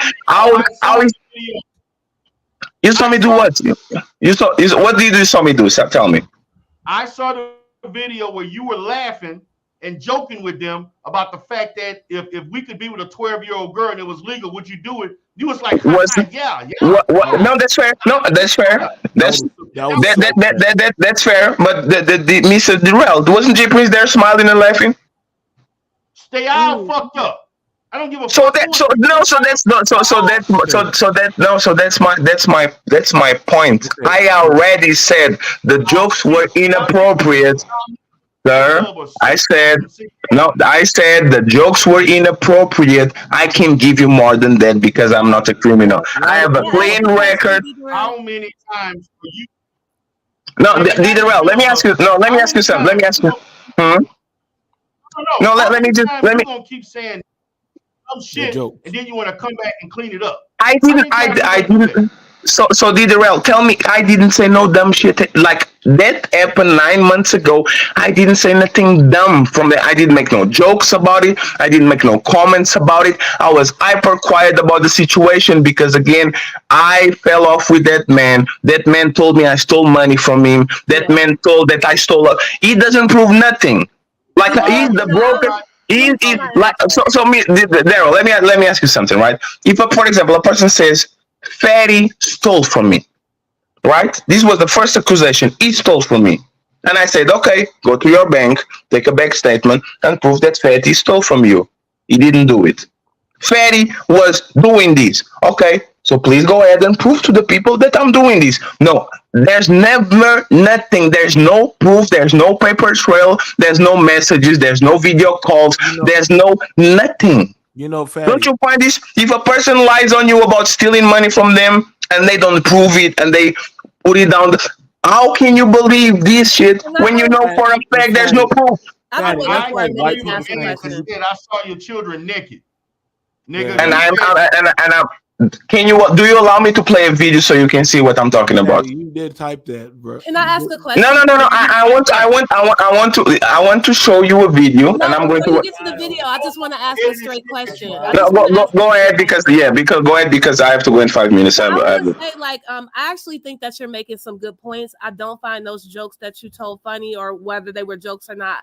I don't agree with that, but I do think you've made some good points, and I just want to ask a straight question.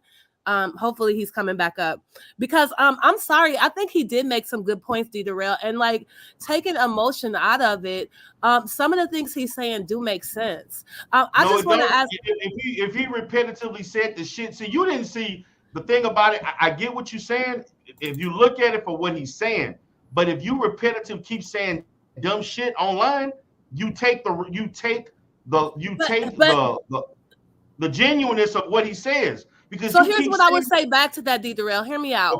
Okay. First of all, if he's been saying all these reprehensible things in the past, why would he suddenly stop saying it now that somebody's accused him of? He didn't stop. That's the problem. He didn't. No, he's now how did I not stop? If he bragged about fucking a 12-year-old and it wasn't a joke, why wouldn't he still hold that same energy for this guy? And what he said about proof is true. I'm just gonna say this: if he said all these controversial statements and quote unquote jokes in the past, that does also make it possible for anybody who has beef for him to make up like wild, unfounded allegations. And it's not unfair to say, like, where is the proof of any of this? I just taking emotion out of it.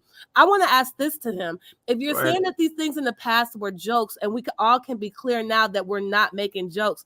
And honey, if you're trying to say I'm a woman that covers up bad behavior in men, like no, it's fine. No, I'm saying in the comment, I'm nobody's pick me. That's not what's happening here. I want to ask, now that we're not joking, tell the chat, what is the youngest woman you would have sex with if it were legal? There's a video of me on Fire Complex 2 days before. Yeah, I'm going to answer your question. One second. It's documented. Sir, I can talk with my own mouth. I will answer the question. You ain't got to go into this long ass soliloquy. You don't have that much time. Sir. There's a video on Fire. Nobody want to hear no goddamn video. Just say the age. You got me fucked up. I'm going to answer. What I mean? I'm going to answer your question. There's a video on Fighter Complex show that I have right now that I am having a conversation with a woman called Sasha, and she asked me, what is the lowest that you're willing to go? And I said 25. This video was 3 days before the jokes. And you know why I did the jokes? Because on that video, I'm talking with her, and I said the lowest that I'm willing to go is 25, and she called me a predator. She said, that's predatory. You are 34, and you are sleeping and want to engage in relationship with the woman that is 25. And on that video, I said verbatim, lower than 25 is something that I can't do because we are not even the same species, and I don't want to be raising a daughter. My jokes just happened because in my head, I was like, if I'm going to say 25 and they are still going to call me a predator. These motherfuckers are joking around and having fun. I am not going to take this conversation seriously, because even if you say 25, they're calling you a predator anyway. I have the video to show it. I have nothing to hide. I am willing to give you all the proof that you want, where I'm saying that on camera 3 or 4 days before that fatidic video where I do the jokes that I shouldn't do. Is that good enough? No, it's not. It ain't good enough. So a video of me telling that is not proof, but good enough. he say, she say it is good enough. I could see if it was one instance of you doing some shit, but you have done multiple. You have said no, I didn't. Multiple things. No, I didn't. It's been multiple. I don't give a damn if it was 9 months, 10 months, a year. You have repetitively done and said shit and good fun. No, I didn't. That's the point. I didn't. Where is this? I actually didn't. Fresh pussy. That's on the same video, sir. That's the point that was on the same video. I said I have a white van. I will sit in front of a school with a paper, with a newspaper and some glasses. Those jokes are on the same video. They asked me, Fatty, if you have a daughter and she comes home, a 18-year-old, a 16-year-old daughter, and she comes home with a 28-year-old, what should you do? And I said, I told her to jump on that dick. Do you think I'm going to do that shit to my daughter? That was joke. You have literally tape of me. They are all on the same show. And after that, no. Let's not do that. Let's not do the fake outrage. And I said by the end, I literally said, those were jokes. I apologize. I shouldn't be joking about that. I didn't do nothing after that involved that topic. You can prove it. There's no type of me joking about that. Nothing. Not even joking, not even seriously. So the rail again, check your facts. Go watch the video. I literally can see nigga, you are the facts. I ain't gotta check shit. I gotta do is listen to you. It sounds like a personal vendetta. You full of shit. That's what I'm hearing. It sounds like a personal vendetta, this one, because I'm listening. Okay. You're deflecting. You don't answer shit directly. You got to go into a long ass story for what was the question that I didn't answer here?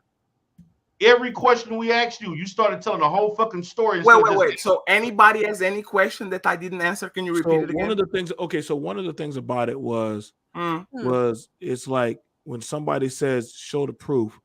Not everything that is seen doesn't mean it didn't happen. Absolutely. Okay, so like, but I've heard and we've seen cases of that where somebody said, "Well, you can't prove that I did it." Yes, and that's true. You can say that, and some people know. But BMT, I'm in Portugal. I never been to Milwaukee, so for me to contact her, that has to be some paper trail. That has to be some conversations. Okay, that has to be something. Where is this? Now, you see what I'm saying? You have. Okay, I'm listening to what you're saying. You have access to his pictures and all his stuff in his phone, correct? Yes, and I told him I literally went back to our conversation where I told him I'm going to read it. Jay Prince, did you delete the pictures? Oh, the Google pictures, did you do it? Nah, I didn't. I'm about to look through them now, delete the ones and needs to be deleted.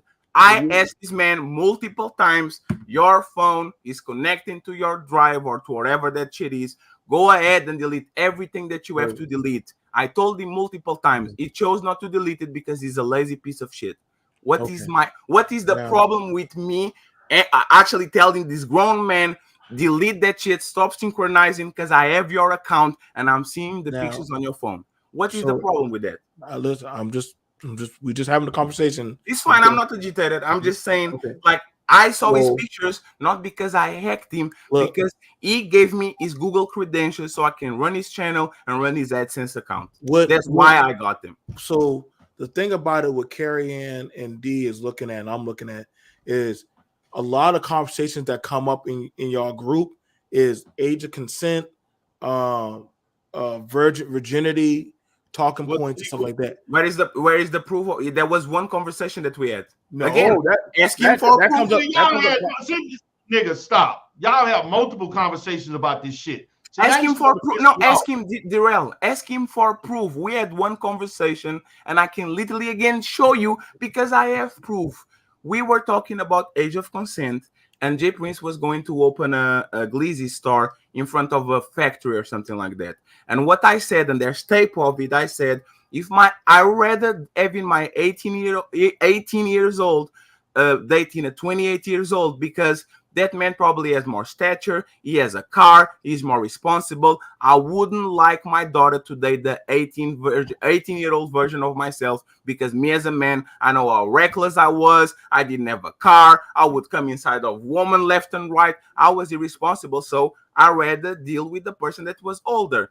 And then when he said, I don't know if I could go that young, I took a picture of the Lemon twins. I don't know if you guys know, but they are two light skin fitness models that are 20. And I show him a bikini picture and I said, J Prince, so you wouldn't do this? I have this on my phone. I can show you proof. I'm not ducking nothing.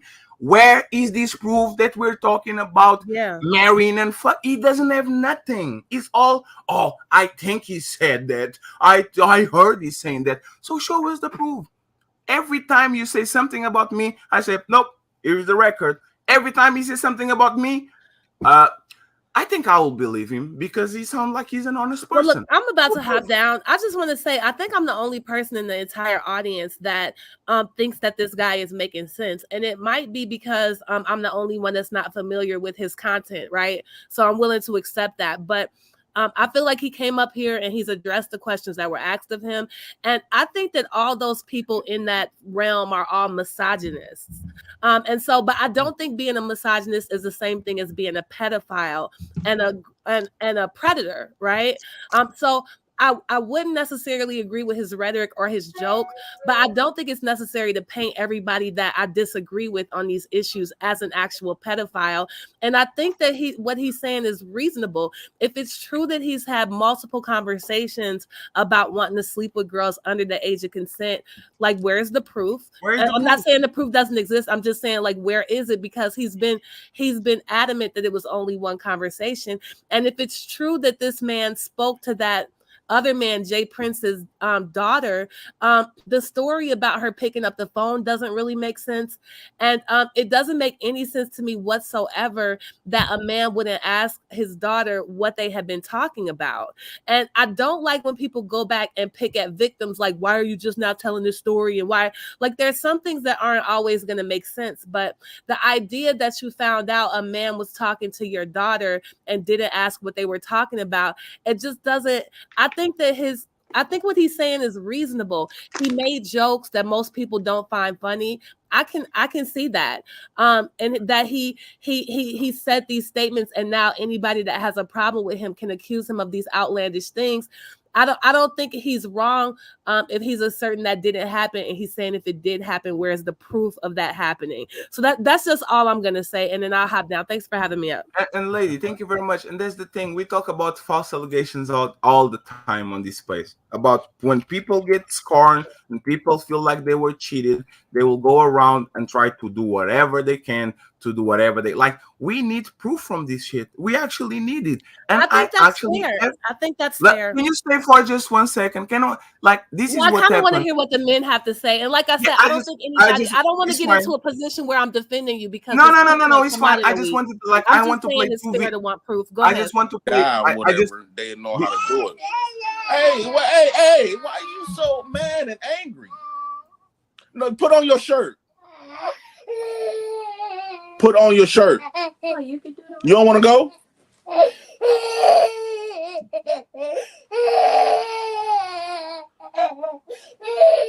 Put on your shirt, Legacy. So this is what I talk about when he comes to be naked. Now he's with the phone, so his frame is up, but he streams from his computer. His babies are naked all the time because he's saying right there on his video 5 days ago, put on your shirt, Legacy, put on your shirt. That's what I was talking about. And I have a video again that you guys can see, and I'm trying to find it because my computer is a little slow. I'm gonna say this doesn't help or hurt you, but how? Okay, because first off, the child is not in the shot, and I'm a parent, so no, sir, no, BMT, you didn't get what I said. He's streaming from his phone, right? So he can angle it to his face, to the ceiling, so he doesn't show nothing on the background. But when me and him are working on the back, and he's on his computer, for example, BMT, if somebody came on that frame right now where you are and seated on that couch, I could see the person there. That's what I'm saying. When I was working with him on the back, his kids would come on frame and they will be without the t-shirt, just with Pampers on. And the young ones, the babies, not the grower. That's what I'm saying. So and he's showing right here that has he there let ever kids been walking a around his live house without no t-shirt. Okay, has there been a live that a child nude has come on?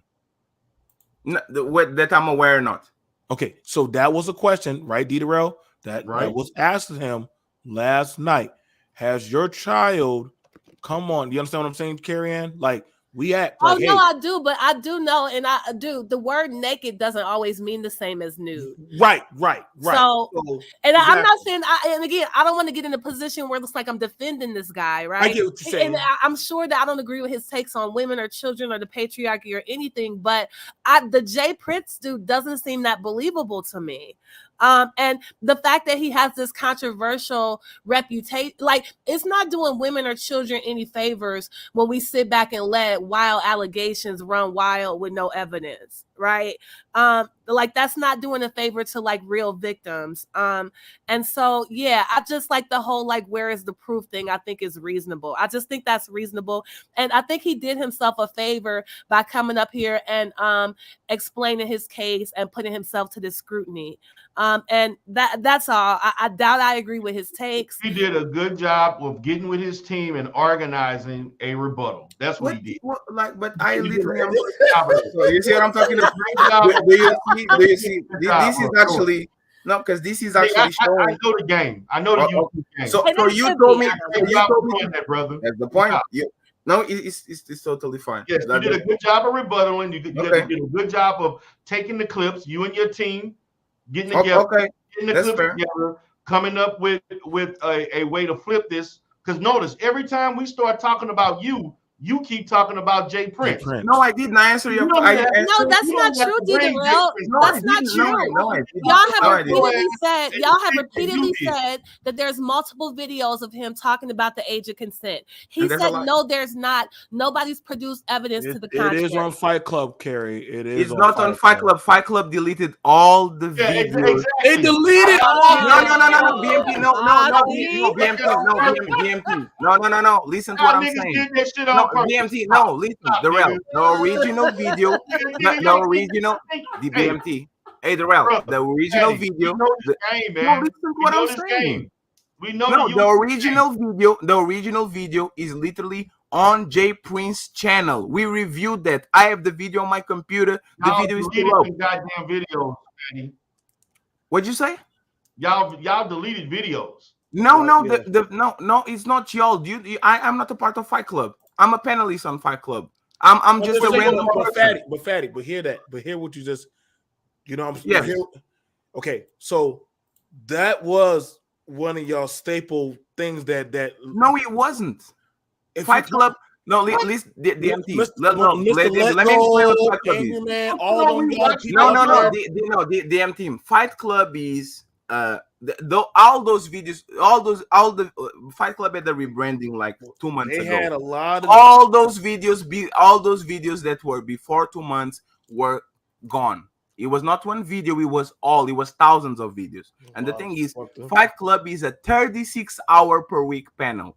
We talk about everything. On that day, it was false allegations. We didn't just all of a sudden say, hey, you know what we're going to do today, guys? We are going to talk about this. No.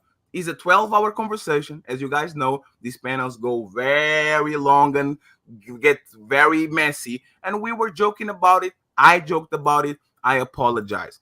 After that shit, with all the respect, Jay Prince is lying. And just for me, for the sake of this conversation, I want to show the video where all these allegations about me, what is it called? What is the word? Grooming his daughter come from, because I found the video. Is a very short video. I want to show you guys, because if this doesn't do nothing for you, I don't know, there's nothing I can say basically, but I'm going to show you so you can understand that I'm not with like simply going around, I saw your daughter naked. No, that's not what happened. That was not the context of the conversation. So what I'm going to do, I'm going to show you this, and I'm going to deep because I actually have a show to run. So the video is down there. take the comment out of the screen and take please the Cash App, the scroll down so you can see the comment that I made about what happened there. Can you please play the video? Hold on 1 second. Give me 1 second. Feel that he is, regardless of what laws, where you felt that he's not actually a pedo. Ray, before Ray Midnight, before I even checked the laws, I said that, okay, that I don't think he actually raped somebody where he got charges of raping people. Right. So, but when I said when I finally found out that it's legal, so that he's not getting charged. Now, I respect what I am in Tasman saying, yeah, I should start fucking with him. That's a fact. Darrell, I need like the full screen because that is the comment. Like that statement that BMT says is a statement is not a statement, it's a comment. Yeah, the super chat. That's by Jonathan. Yes. No, he's not a super. He's not a super chat. He's a comment. Yeah, and if you can take the scroll too, I would appreciate it because my comment is going to show up on the last second of it down there. Then you can put everything up. It's on the banners part. But see now, right there, that super chat is $4.99. It's asking y'all specifically about. No, this is the original conversation. This is the day where I'm doing jokes. This was 9 months ago. This panel is reviewing this thing is 1 week ago. So the super chat is from that show where I did the jokes 9 months ago. This video that they are reviewing, this is 1 week ago. This is the real conversation reviewing whatever happened on 9 months ago. Okay, but let me finish. That comment was asking a very specific question. Yes. About sexual interaction with a child. Yes. Why did it proceed past that? Because I was joking. It was jokes. It was jokes in bad taste. Again, fatty. No, we are not going to stay with that. I can give you the full video of us laughing about it. You saw J Prince laughing about it. And he's a piece of shit for that. I won't. You got that. So what if I already took accountability for the bad jokes I did? Why do you want to keep going there? I already told you it was bad jokes. I shouldn't be joking about it. Just play it so we can watch it. Yeah, no, but I need you to take the Cash App from the bottom because my comment is going to show up exactly where the Cash App is, the banner. You can scroll up because I can't take the. Okay, sorry. Yeah, but Ray Midnight. There you go. Mm-hmm. Okay, you don't think you should stop fucking with him neither? No, because I watched that whole video in its context. I remember what he said specifically, sarcastically, and he was being funny about it. Now I agree with Taz and all this. It's not nothing to really joke about, but he admitted that it was done in poor taste, and he apologized for that. Well, what he was referencing was the thing we just watched. So was that laughter? What you're referencing is the video we just watched.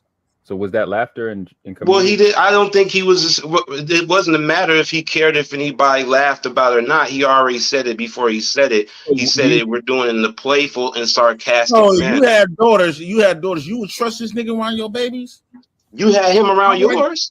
No. He wasn't around mine. So this is what I'm talking about. It wasn't a statement. It was J Prince. J Prince said, "Would you have your kids around? Would you have your kids around Fatty?" And Ray Midnight answered, "You had your kids around him. They call you Uncle Fatty." And this is when I'm going to answer what I answer because he was lying. I said, "You are lying, J Prince." So listen. He said it. He said it. We're doing it in the playful and sarcastic manner. You had daughters. You would trust this nigga around your babies? You had him around yours? No. He wasn't around mine. What you mean? They called him Uncle Fatty. Didn't they call your kids Uncle Fatty? They called him Uncle Fatty way before we even months. You trust this nigga around your babies? You had him around yours? No. He wasn't around mine. What you mean? He said it. He said it. We're doing it in the playful and sarcastic manner. You had daughters. You would trust this nigga around your babies? You had him around yours? No. He wasn't around mine. What you mean? They called him Uncle Fatty. Didn't they call your kids Uncle Fatty? They called him Uncle Fatty way before we even months before we even had this conversation. I had been stopped allowing him to talk to my kids way before even this great conversation even started happening. I had been stopped allowing him to talk to my kids way before even this great conversation even start happening. All right, right. Now, so he said, I have stopped. I have stopped. That's what he said, and I'm going to answer exactly what he said on this video, replying to what are he you said. asking me would I have him around my kids? I wouldn't have a problem having him around my kids because he hasn't shown no reason that he likes little kids. You the type of nigga wait till something happens. Instead of using, I know a pedophile when I see one. I see ones in my neighborhood. I know what sex offenders look like. I know how. So now my comment is going to show up on the bottom. So two things. No, one second, so you can see the comment. How many times we all been fooled where when some niggas come out? Yeah, of course. Here it is. This was again. I had a wrench on his channel. This was not a statement. This was not a post. This is me replying in live time to J Prince lies. They were around me naked, walking around the room. Stop, JP. I talked with Kendra all the time, even to help you with TikToks. That was in person with him present. That's what I'm talking about. He took this comment out of context, he printed it, and he did a whole show and a whole smear campaign because in 9 months, I wasn't a child groomer, I wasn't a predator, I was nothing. And all of a sudden, because of this comment, replying to his video in real time, now I am all these things when he didn't have no idea, no clue, no indication of calling me these things. So this is what I'm talking about. You basically played a clip that would fit your narrative. You didn't play the whole thing. Wait. What? One of the things about it is the same little 2-minute clip like 5 times.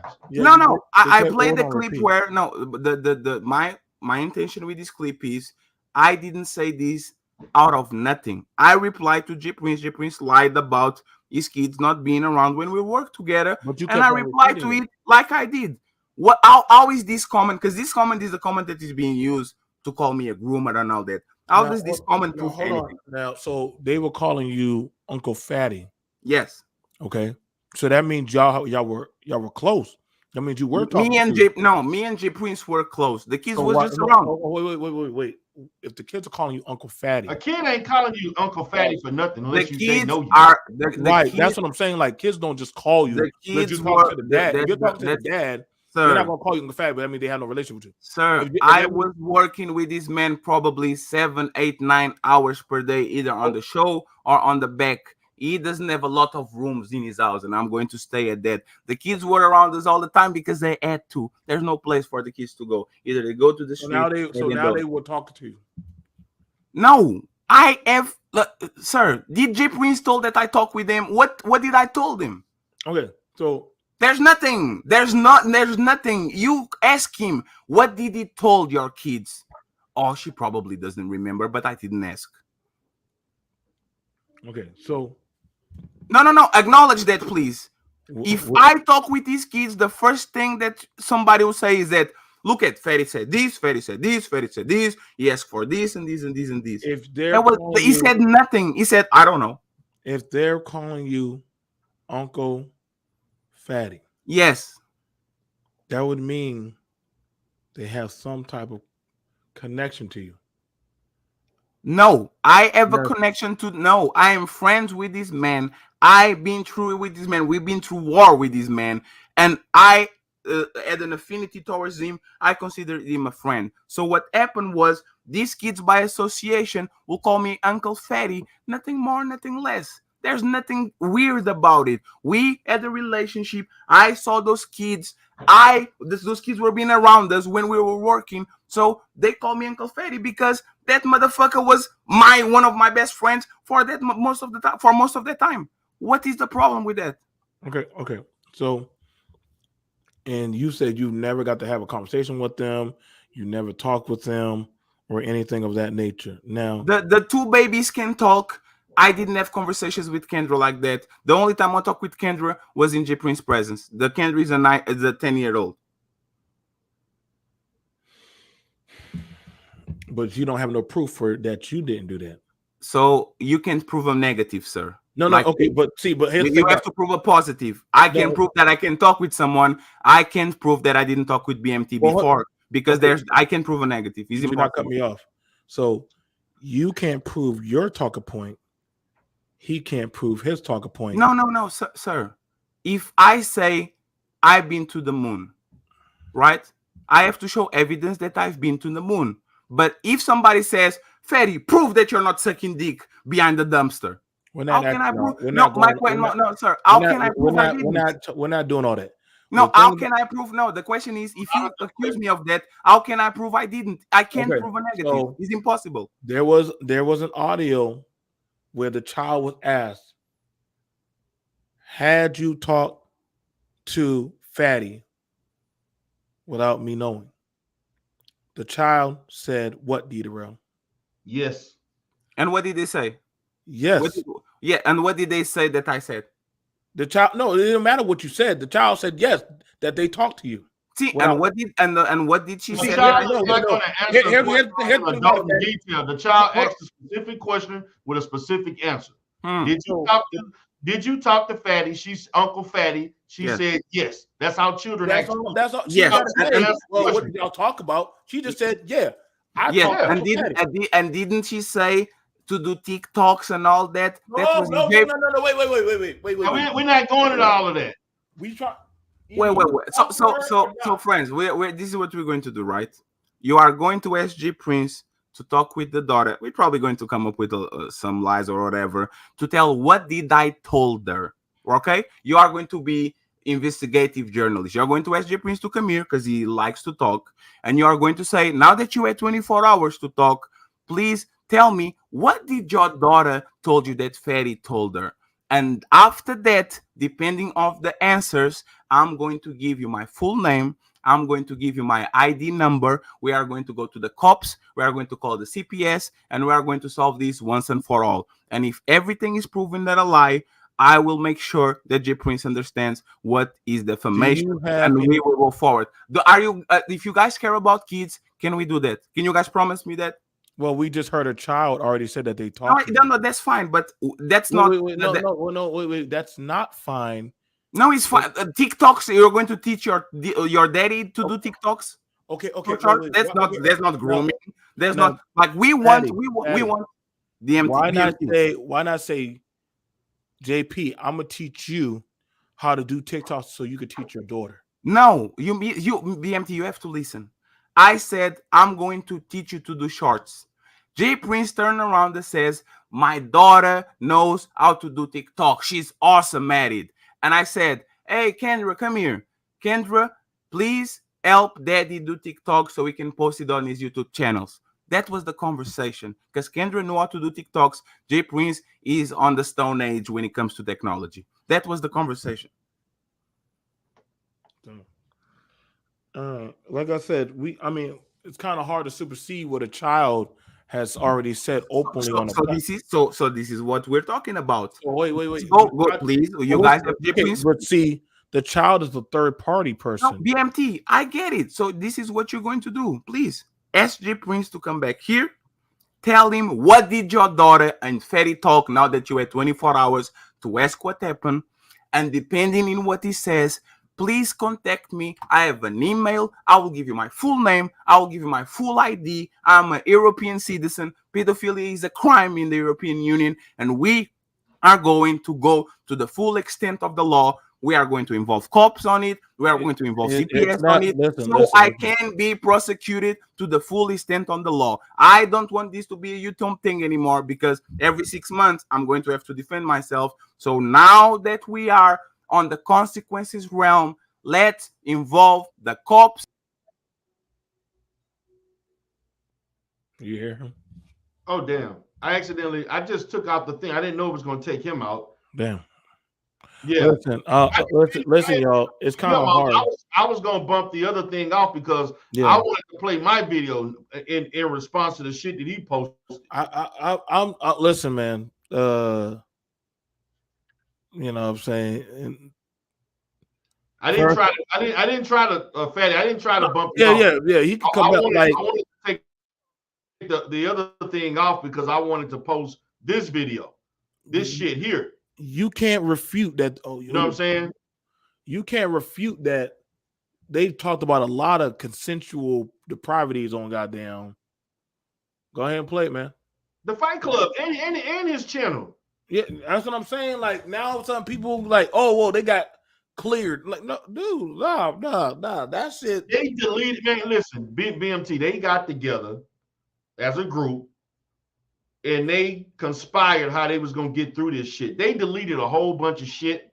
They looked up videos in order to rebuttal this bullshit he got himself into, because they know with him, he's the money maker right now for them. And if his shit fail, other people ain't making no money. This shit is all about money. It ain't about no look. I mean, y'all can listen. Unless y'all can refute to me why there were so many conversations about consent, why was there so many conversations about what's the legal age in the U.S., unless y'all can refute to me why a little 10-year-old girl said that she had a conversation with an adult, I don't care about no YouTube deals. That right there, right there, y'all can say, well, show the proof. A lot of I have a show to run if you care. Okay, I will do like I said, we have the audios that we listened to.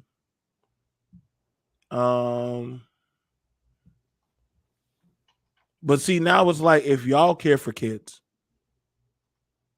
that's, now it's on, well, do y'all care for kids? But not too long ago, we were hearing people saying that they come from the beef sector, where people have been clowning on people's families and children. Now all of a sudden they care for kids.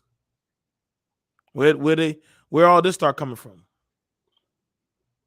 You know what I'm saying, D? Right. I'm just trying to, figure this out. Nobody give a damn about no YouTube shit. Like, no offense, but yeah, everybody keep reverting to this YouTube. Like $3,000. Like, come on, my nigga. Like, yeah, I don't give a shit about no YouTube shit. Nah, man. Nah, man. That's so. So this is what. Play, so bro. This is what's on Taz channel. Nigga said it was dark humor. Another nigga said they was just talking shit and having fun. Right, I was there. You see me on the panel. Right, so I'm listening to this shit. And so JP goes into how this person is his family member. He does not have to divulge how any of his family is, but the person got cut off from the family after they went to jail for messing with a 12-year-old. But again, to confuse the motherfucking stupid ass audience that watched this foreign ass fuck, he does not understand some of the arguments that we make every day, and then he gets to arguing with his co-host, and that shit over with from there. You know what I'm saying? Now it's an all-out gender war argument conversation, and I just be there, right? I'm just a nigga that's coming into these other. Totally fine. Take accountability once again. Why do you associate with people that, for example, work class, that has a friend called Lil Podcast that hangs around on his channel all the time, that actually impregnated a 17 years old when he was 24, and this motherfucker keeps rocking with him? Why don't you have a problem with this man, for example? Jay Prince defending his cousin, right? I am confused, not because you are throwing smoke at me. I'm a grown-up. I can handle it. And for those that don't know, this is Fatty.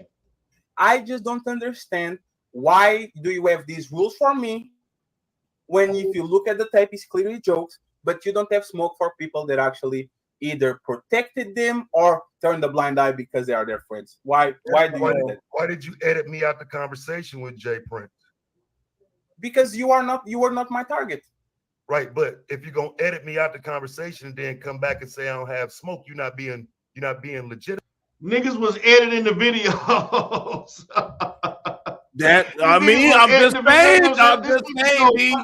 I'm just saying, man. Like, and you know, yeah, nigga was editing the video, and you know, Taz bitch ass go notice some shit like that. Well, hold on, nigga. Want to see? He didn't want to see this nigga. That shit he like, showed up wait, was somebody edited. But let me changed. continue. Do you saw the description of what I asked you? I asked you, hey Tess, you have nothing to do with this. If you're going to call me out, always that's have my smoke with JP, bro. on I know. That's But little brother. I will always have smoke with JP. That's fine. That's But little on brother. the It's on the love, 5 bro. videos, on the 3 videos that I posted, I tagged you, I tagged Low Class, I tagged Courtney, and I tagged if you guys are here on panels. Which channel did you tag? You might have tagged the wrong. I didn't get no tag. No. On your tag, on your channel, I posted the video where J Prince is literally screaming at PH Diva, "You don't come in my family. It's between family." When I was there. And that's my point. And I said, "Hey, Tess, you were on the panel. You said nothing. If you really have smoke for these, and it's for the kids." You edited me out of the video. I am saying something. No, I did. I didn't. That video was not for me. Dude, the video, well, we was just watching it. This nigga edited. These niggas got together and edited videos. They deleted videos and all this shit. This is why I'm playing this. Because nigga acting like they just posting genuine ass content when all this shit that they posted is actually to prove a narrative. They won't play the whole fucking video. The video edits are real, man. They're editing shit and clipping shit to the narrative. Facts. Look at this shit.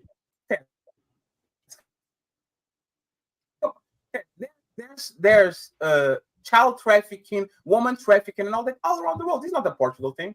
Right. Well, again, but the reason why I'm going back 2 decades is to show that it is Portuguese culture, though. So can you share? That's totally fine. Portuguese culture. That's totally fine. Can you share my image down there, please?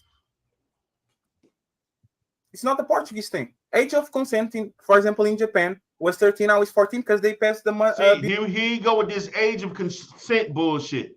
Back on this age of consent bullshit. These niggas love to go back to this shit. Look at this shit.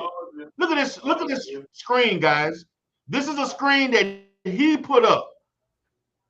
This nigga want to put up a screen where they showing fucking kids consenting to sex at fucking 13 and 12. I mean, trying to tell you. This is the kind of research they do. Y'all, man, they keep going back to that shit like it's a salesman shit or some stuff like. But we supposed to believe your bitch ass. But you up there putting up shit about the age of consent around the fucking world. 15 in Brazil, 13 in Argentina, 12 in the goddamn Philippines for all those fucking pedo-ass passport brothers that go there every fucking day. 13 in Japan. 16 in France. Look at this shit. But we supposed to believe this shit you saying. But this what you pulling up.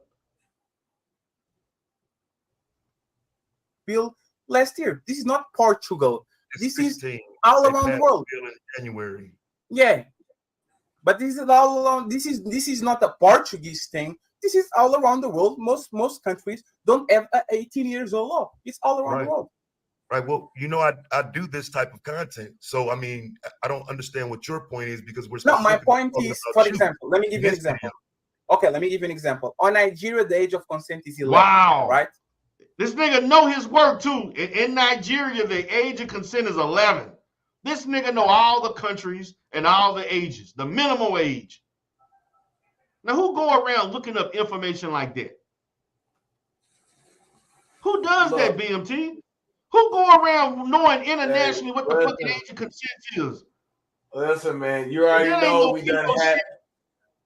We already done dealt with them people, man. Hey, where's those people in the chat that go hard for this shit? Because I need y'all to help me explain the consensual team. Because I mean, damn, y'all done had whole seminar panels trying to explain this shit. So y'all need to explain this shit because I could have sworn me and D was saying, "Hey, y'all talk about this shit a lot." No, all we the don't. fucking time. No, and the niggas know the research. They know the goddamn research, BMT. But let that me shit show like a you a Bible. little something. I want to show y'all a little something since y'all niggas want to know. Look at this shit. I want you to look at this. You see on the screen here? I want y'all to read this shit. The age of consent in Portugal is, in principle, is 14 years of fucking age.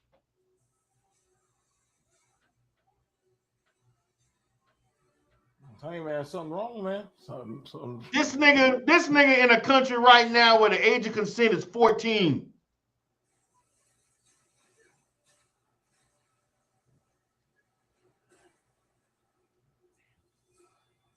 $14 fucking years old in Portugal.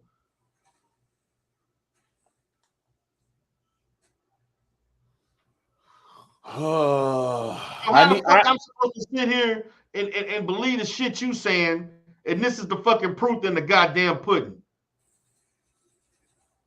They have too much of them conversations, man, and they make it seem These like niggas know the ages of all these little third and second world countries. These niggas know the ages of all these countries and what the age of consent is. And see, this is the conversation that needs to be had. Fuck all of this. Well, show me what Jay Prince said, and show me the shit that you know Jay Prince can't validate. You asking questions that you know he can't validate. We know Jay Prince ain't the smartest nigga in the room. Right. That's not a hard. That's not a hard one to pull. On that shit. That's not a hard one to pull. Like, but you like y'all make it seem like we haven't been hearing these Negroes have these pedo conferences about the age of consent and shit. And that's what kind of pissing me off about people. Well, you know, Jay Prince, like, no, nigga, we already know he's not the smartest one. So, yeah, you got one over. You got one over with that nigga. But see, now you're talking to the right ones. And so, well, can you show proof? Well, once a child had already said, somebody touched me, like us black people haven't heard a child say, somebody touched me. Well, can you prove it? No. So now all of a sudden, there's a bunch of people in here trying to do the victim shame game. That's what I'm saying. Like, that's how I know a lot of you are full of shit. A lot of you are full of shit. Once the kid came on and said it, I don't know what else y'all can play. I don't know how else y'all can play down the narrative. There's nothing else you can say. There's nothing. Me and Faith got to look at the phone of the shit of all that man's children's pictures are in another country right now. I asked the question, can you prove your narrative? Well, Jay Prince can't prove his. That's not what I said. Prove your shit. Because right now, we definitely see you're tracking him. Did we not see that, Faith? You know exactly where his shit is at. So he's gone? Yeah. Yeah, he left. He claimed he got a show to do. Out. Too bad. How come that nobody sent me a text or nothing? Nah, nigga, you was busy saving the world. Shit, everybody was here. We had over 80. I thought you was in the closet working because everybody was over here. We at the low end of the viewership. Man, I'm out here. I'm working. I'm thinking it's gonna be a regular day. This is crazy. I don't know, man. Yesterday we got Jay Prince. Today we got Fatty. I don't know what the fuck is going on with the world, but I guess everybody's doing their goddamn. Is this a campaign for or some shit? Because listen, if y'all think that we're siding with either one of them, y'all got us fucked up. We're not. We're not siding with either one of them. There's no siding. Yeah, there are issues on both sides, but I have to go with the bigger issue. Like I always said, like, okay, Jay Prince is not the greatest parent, but he has been very transparent in saying all of this. I mean, he laid it all out to the point of embarrassment. So I'm more prone to, listen to him because he's extremely transparent. But Fatty is out here making statements, and then he's coming around and saying that he's not saying this stuff. But then you roll the tape back, and there he is, right there saying it. Yeah, and then he clipping stuff so it can fit his narrative. You know, like you're Yeah. not being genuine with the shit. Did you all get a chance to ask him about those photographs that that he has that belongs to JP? I think BMT, didn't you ask a question about photos? He said that he told JP, "Don't send me those photographs." Now that's interesting. And again, this is why I brought up the video where when they were talking to Taz, what did he tell JP? You never said anything about it. That's what I'm saying. Like, I don't think people be realizing what they be saying on panels. Like when you tell a dude you never said anything about it or you never complained about it. Right, because I wanted to ask him about the photos. Like, why do you have this man's photos in your phone, and why are you tracking him? Because he had the Google You know what he tracker gonna on the say, guy.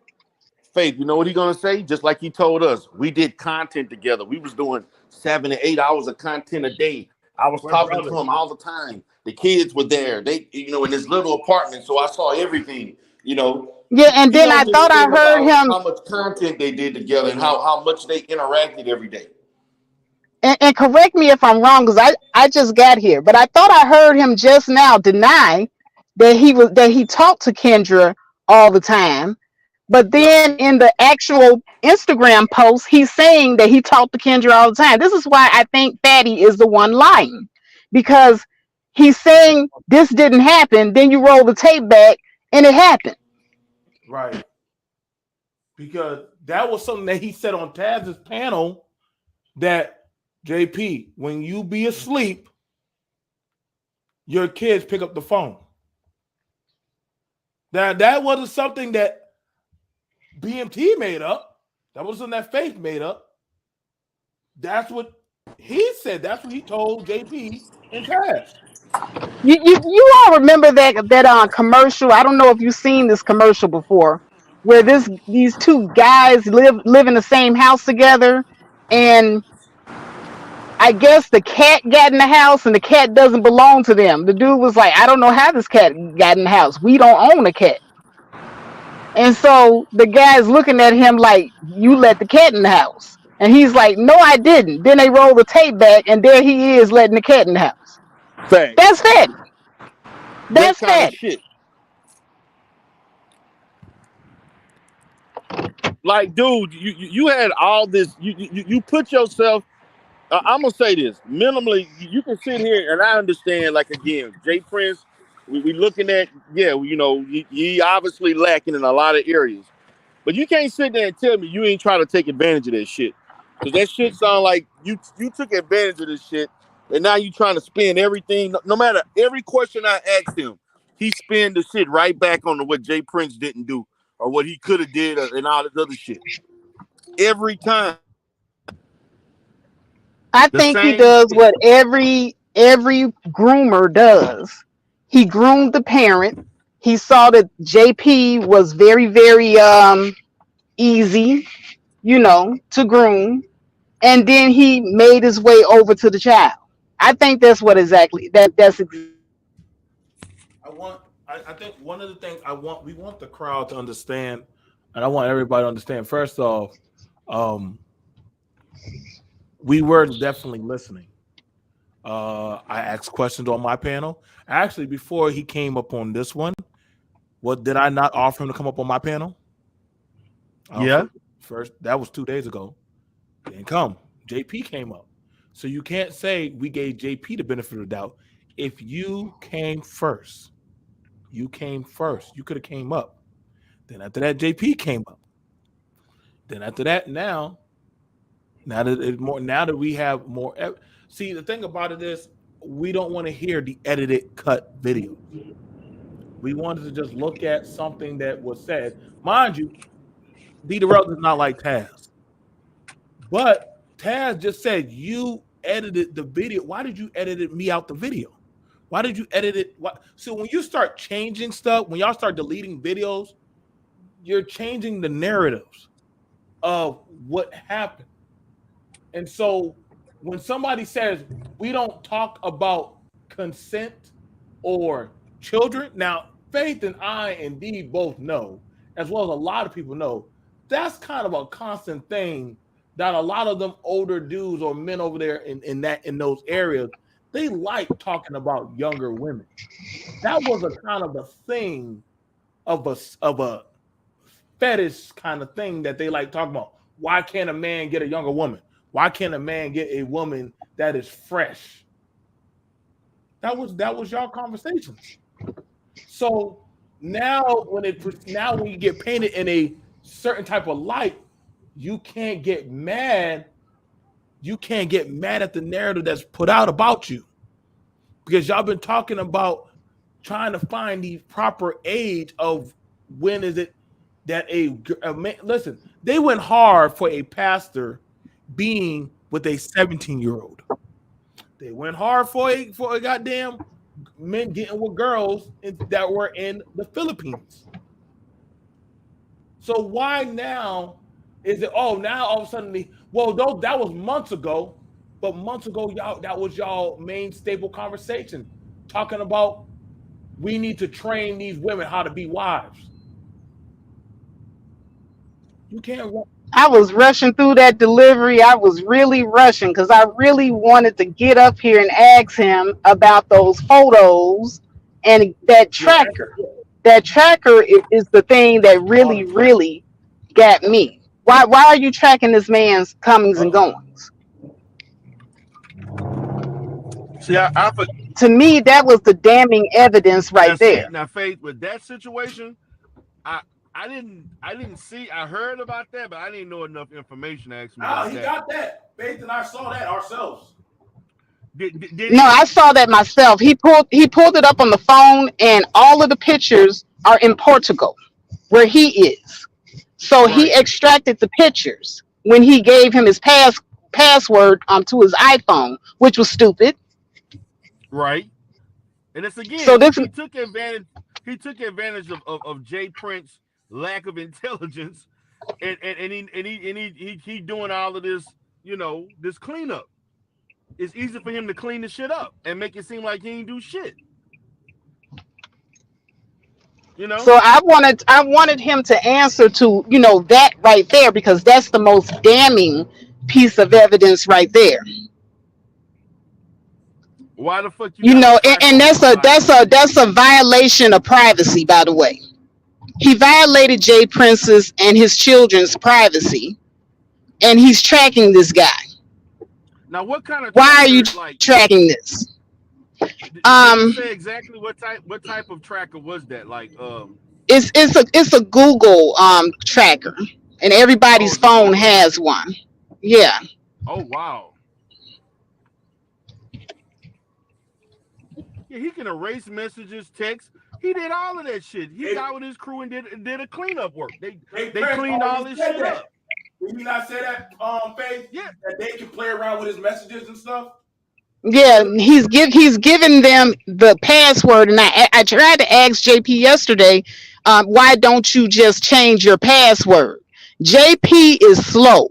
I just want everybody within the sound of my voice to understand. They found them a real one. Right. They found them a real one, and they were all taking advantage of this man.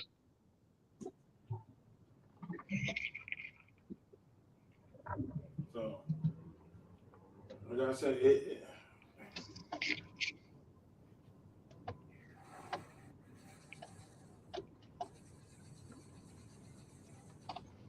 it's sad, man. This is sad. This nigga would not answer a question directly, Faith.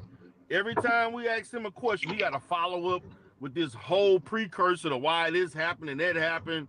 And I'm like, simple question. What's the minimum age you a date?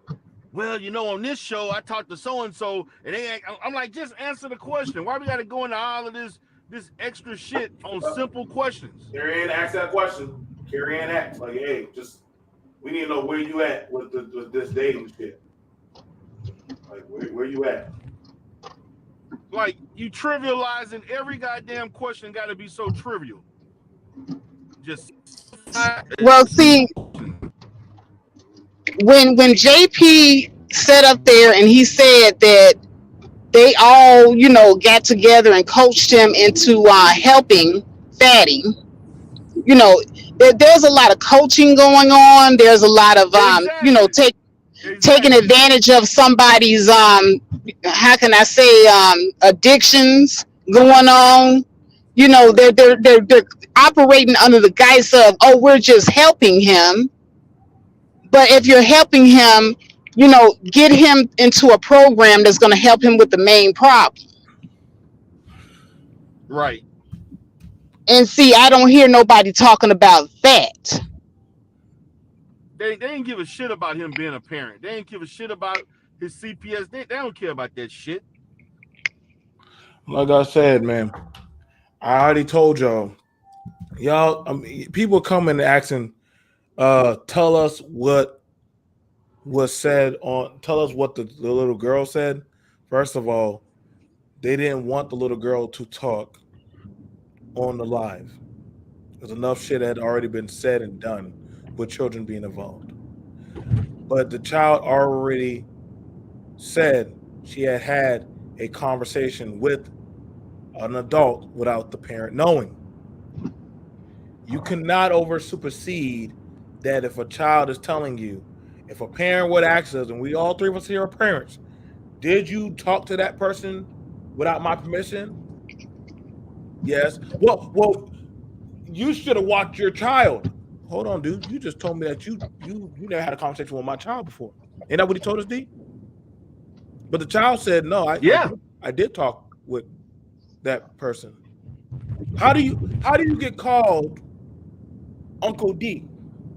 How do you get called Uncle Fatty? If you never talked with somebody, come on now, that's like my kids calling you Auntie Faith. As long as you and I have known each other, BMT, I have not talked to your children without your permission, and your children do not call me Auntie Faith. Right. If I call your house and your children answer the phone and you're asleep, I'm not going to stay on the phone and talk to your child. I don't have anything in common with your children. So all of this is just very problematic to me. And I just want the adults in the room to think for a minute. Just think for a minute. Why would this person be so comfortable to talk to a child? And he said so in his Instagram post. I talk to Kendra all the time. I've seen your children naked, which I don't understand what that have to do with your relationship to that man. Mentioning that his children were naked. Yeah, and that was my point, Faith. You keep coming in there trying to clean up shit, but you're the one repetitively saying shit online that make us think otherwise. You're the one saying all this suspect shit. Like, you the one keep saying, I saw the girl, I saw your child naked. You did this shit, and then when people getting outraged, then all of a sudden, I just was joking. I was just joking. I was everything. I was joke. Everything was a fucking joke.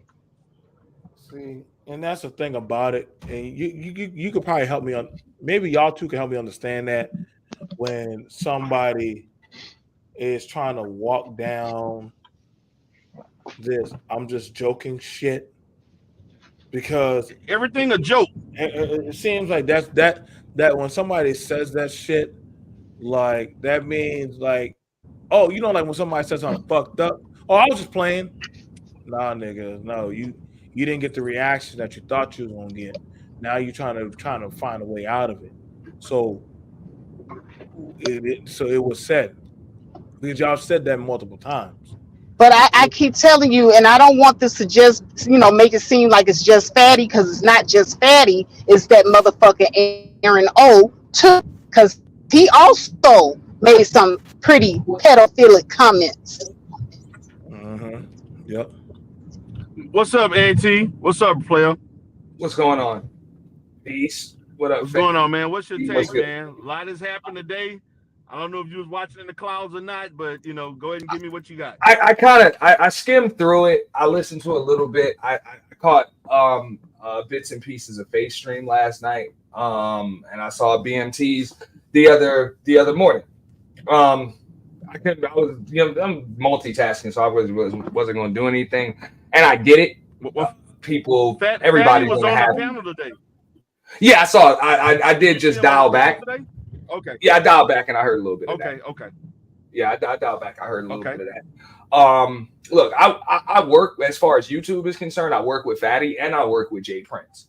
So, you know what I'm saying? I haven't really talked to either one of them about everything that's going on and what people are saying. And I get it. When things like this come up, it's a sensitive topic. So people are going to have opinions and all of that other stuff. The reason why I came up here, my question for just everybody on the panel, because I got, you know what I'm saying, just more of a rapport with y'all. How is this, like, how are we going to handle this as a space? Like, is this going to be one of those situations where people are starting to tell people where they can and can't go, who they can and can't support? I'm just curious what y'all take is on that. So, I'll start off for me. I don't fuck with pedophile sympathizers, pedophile apologists, pedophile, goddamn pedophiles in period. I don't get down like that. I don't, especially with my back history of my work, helping people or dealing with victims or stuff in that. So, I mean, people go over there and fuck with shit like that. I can't tell you where to go because it's your internet. But how you and I move together is going to definitely be different. That's one thing. So if I know, hey, like, I support this person even though they're your hardcore Tito, nigga, you're not coming up on my fucking platform. You're going to stay your ass down there. You got to just get the fuck on. And I mean, no, some people don't like that, but actually there's someone who already do that now. So it is what it is. I can't talk, but that's me. So D Darrell, Faith, go ahead. Well, for me, go ahead. Okay, so my position is, I've been looking around the space. I've seen people like Reg come out and say stuff about denouncing the shit. People were talking about this quote unquote merger that was supposed to happen. They was like, fuck all of that with that space. That shit dead. From what I've been hearing across the sector, they killing that. So I'm in the position that I don't really fuck with that sector that much anyway. And I've only really started watching them over the last 2 to 3 months. So I'm just not gonna fuck with them no more. I'm just not gonna fuck with them, period. That's my position. They can do what they do, whatever, but I'm not fucking with. I don't want to be attached to any of that shit. I'm not gonna do no content. I'm not coming in the chat. I'm not financially helping anybody or patronizing anybody. I'm just gonna let them sit alone by themselves, and whoever want to do whatever, that's on them. That's how I'm gonna roll. I know Faith wanted to say something. Yeah, I have zero tolerance for people that make any comments.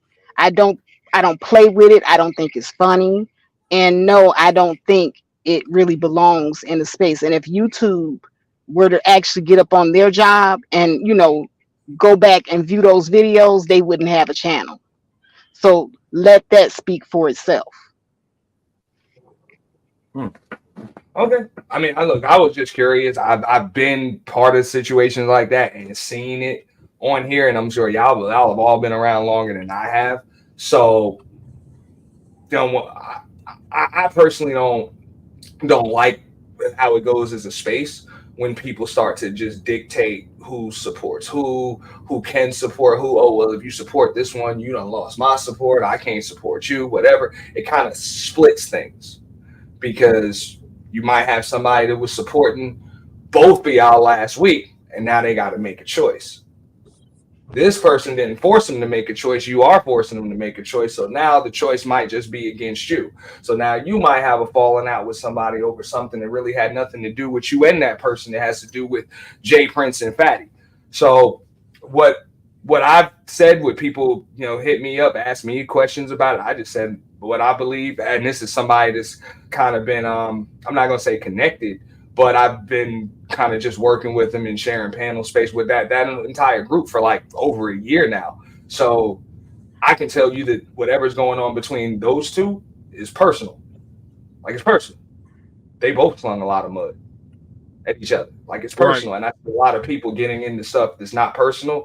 I'm not gonna say that people are making mountains out of molehills or anything like that because it's a sensitive topic and it's a big deal. I haven't really delved too deep into it. That's why I ain't got no comment or commentary on it. I just was curious about the position it's gonna put the space in and the supporters because look, they've all got support. Jay Prince has supporters, Fatty has supporters, y'all got supporters, and it's gonna compromise them. Now, question, MT. You look at a lot of things from a business perspective of money. Is it that you're looking at it because of the business perspective, or are you looking at it from a morals perspective?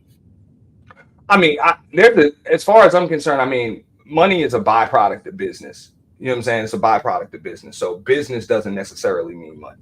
A lot of times it's going to have to do with just integrity, trust. You know what I'm saying? Integrity, trust, reputation, image. Like there's a lot of different things that coincide when it comes to business. Okay, but I'm saying, all right, we're looking at it from a standpoint, and I'm not speaking from other BBN members, but we're looking at it from a moral brand perspective. The better class of women, the conscious clientele, the business talk, or the talking perspective from Black men. We're looking at it from our brands of things that we represent here outside of this space. So this right here, asking your channel, what would it be branding or meaning for your channel? Is it something about money and making money, or is it something about, hey, I feel like I might lose out on money because of this? I'm not worried. Like there's a lot of money I've lost out on because there's things I will not cover on my channel just because either it's something that I just don't think is good for the brand. Yeah, it would make me a lot of money in the short term, but I think in the long term, it's just not good things to open up. I'm not really worried about but that's my channel. I get it. I don't have the same theme, the same mission statement, the same type of channel that D Darrell has or you or Faith. You know what I'm saying? My theme is conversation, communication, confrontation.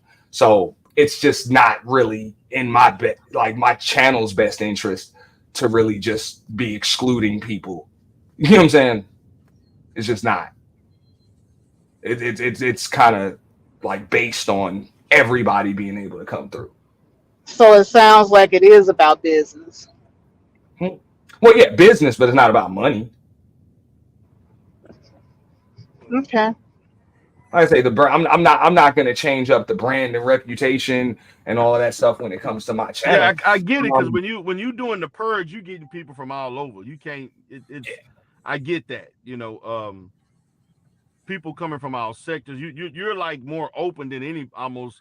They don't have many channels like yours. That's pretty much you resonate in a lot of different sectors, and so people know you because of that. And I get that, but at the same time, it's certain shit like certain people, man. They can really, cause some issues if their presence where it can really make people look sideways. Now, again, that's the business, and so for you, I mean, that's a decision you got. I mean, that's your channel, and if those things present itself, then that's kind of you just have to, whatever whatever means you want to deal with that. That's up to you. You know what I'm saying? But to me, it's risk either way it go. Whether you whether you decided to be open or close it out because of that, you're still gonna have certain pros and cons either way. So I mean that's your that's kind of your prerogative how you would address that. So that's I mean, look, I just got respect for everybody in their channels. Everybody is adults to make decisions. So there are people that can't come by my channels. They can't come by my channel. Y'all really don't know who they are because I don't publicly, you know what I'm saying, do anything or put, you know what I'm saying, my support, because some of my supporters still support them too. They just, you ain't gonna see them over there. They make comments, they ain't even gonna show up in the damn chat box. You know what I'm saying? They blocked from StreamYard, can't click the link. Or if they can, and I ain't blocked them yet, they just sit backstage. Y'all don't hear about it. Auntie, let me ask you a question. Do you think that the sexual offender registry is wrong for warning people when a pedophile moves into the neighborhood? Absolutely not. I mean, because it could be bad for business because, everybody needs to, rent a house or buy a house. That's correct. And a registered sex offender has usually been convicted of some type of crime, right? Right, exactly. But now, I'm just using that as an example of how, hold on. I'm just using that as an example of how the community protects the other citizens because, the other citizens may want to know because they have children or maybe they were a victim of sexual assault. So if somebody is on YouTube, now I understand because we don't have the tools to have a court of law in here. I understand that. But if a person is online making pedophilic statements saying that they would absolutely sleep with a 12-year-old, the law is the only thing keeping them from doing it. Wouldn't it be beneficial to let the community know that this person is here and you need to be aware that this is what you're dealing with? Would that be beneficial to the community? Of course, it would be beneficial to the community to understand that, hey, it's pretty much to do just what y'all did. Okay, you asked the questions, you brought up the topic, you had the conversation, these people came up here and they answered your questions. Jay Prince answered your questions yesterday, Fatty came answered your questions today. And now, it's up to everybody to decide how they're going to deal with it. Okay, well, to answer your question, that's what we're doing. I wanted to. I have a little bit more to answer for you as far as your question is concerned. Now, as far as the space is concerned, as far as the algorithm in which a lot of us share, because whether we like it or not, our sectors in this algorithm have been merged together.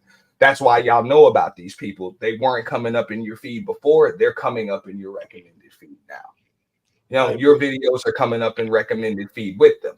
When you tag them, you put them in your thumbnails, you say their names more times than you were doing it before, you're going to come up in algorithms with their videos naturally. So and y'all know this, these terms that people are throwing out there and stuff, that's not beneficial to the algorithm that you share. It'll get the whole entire algorithm shadow banned. Well, that's the point. The point is to spread the word. And it's the same algorithm you share. So I don't see how that's beneficial to everybody in the space. Well, in the algorithm, the whole point of outing somebody, the whole point of letting people know, hey, this is what's out there, is because you want everybody to know. That is the point. Okay. I mean, I'm just curious. I mean, if everybody knows, that's cool. Now that once everybody knows, y'all want to go on tour, make sure everybody knows. I don't blame. That's what we got platforms, channels, and voices for. So y'all are entitled to y'all opinion, just like I'm entitled to mine, just like everybody's entitled to theirs. Once they have that, people are going to make their own decisions. Are people going to start being scrutinized for the decisions that they make one way or the other? That's all. I can't control what the people decide to do with the information. Because I've been there. I fall out with one person, they start throwing these words out. Oh, well, if you support this person. But see, the problem with what you're doing is you're trying to make us responsible for what the people do with the information, and we're not responsible. The only thing that we're doing is letting people know this is the element that's out here. Now, y'all grown, right? We all grown, right? We all grown.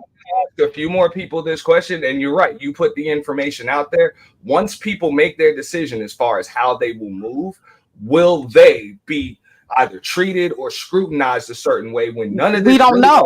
How are we supposed to know? So let's get this. Let's.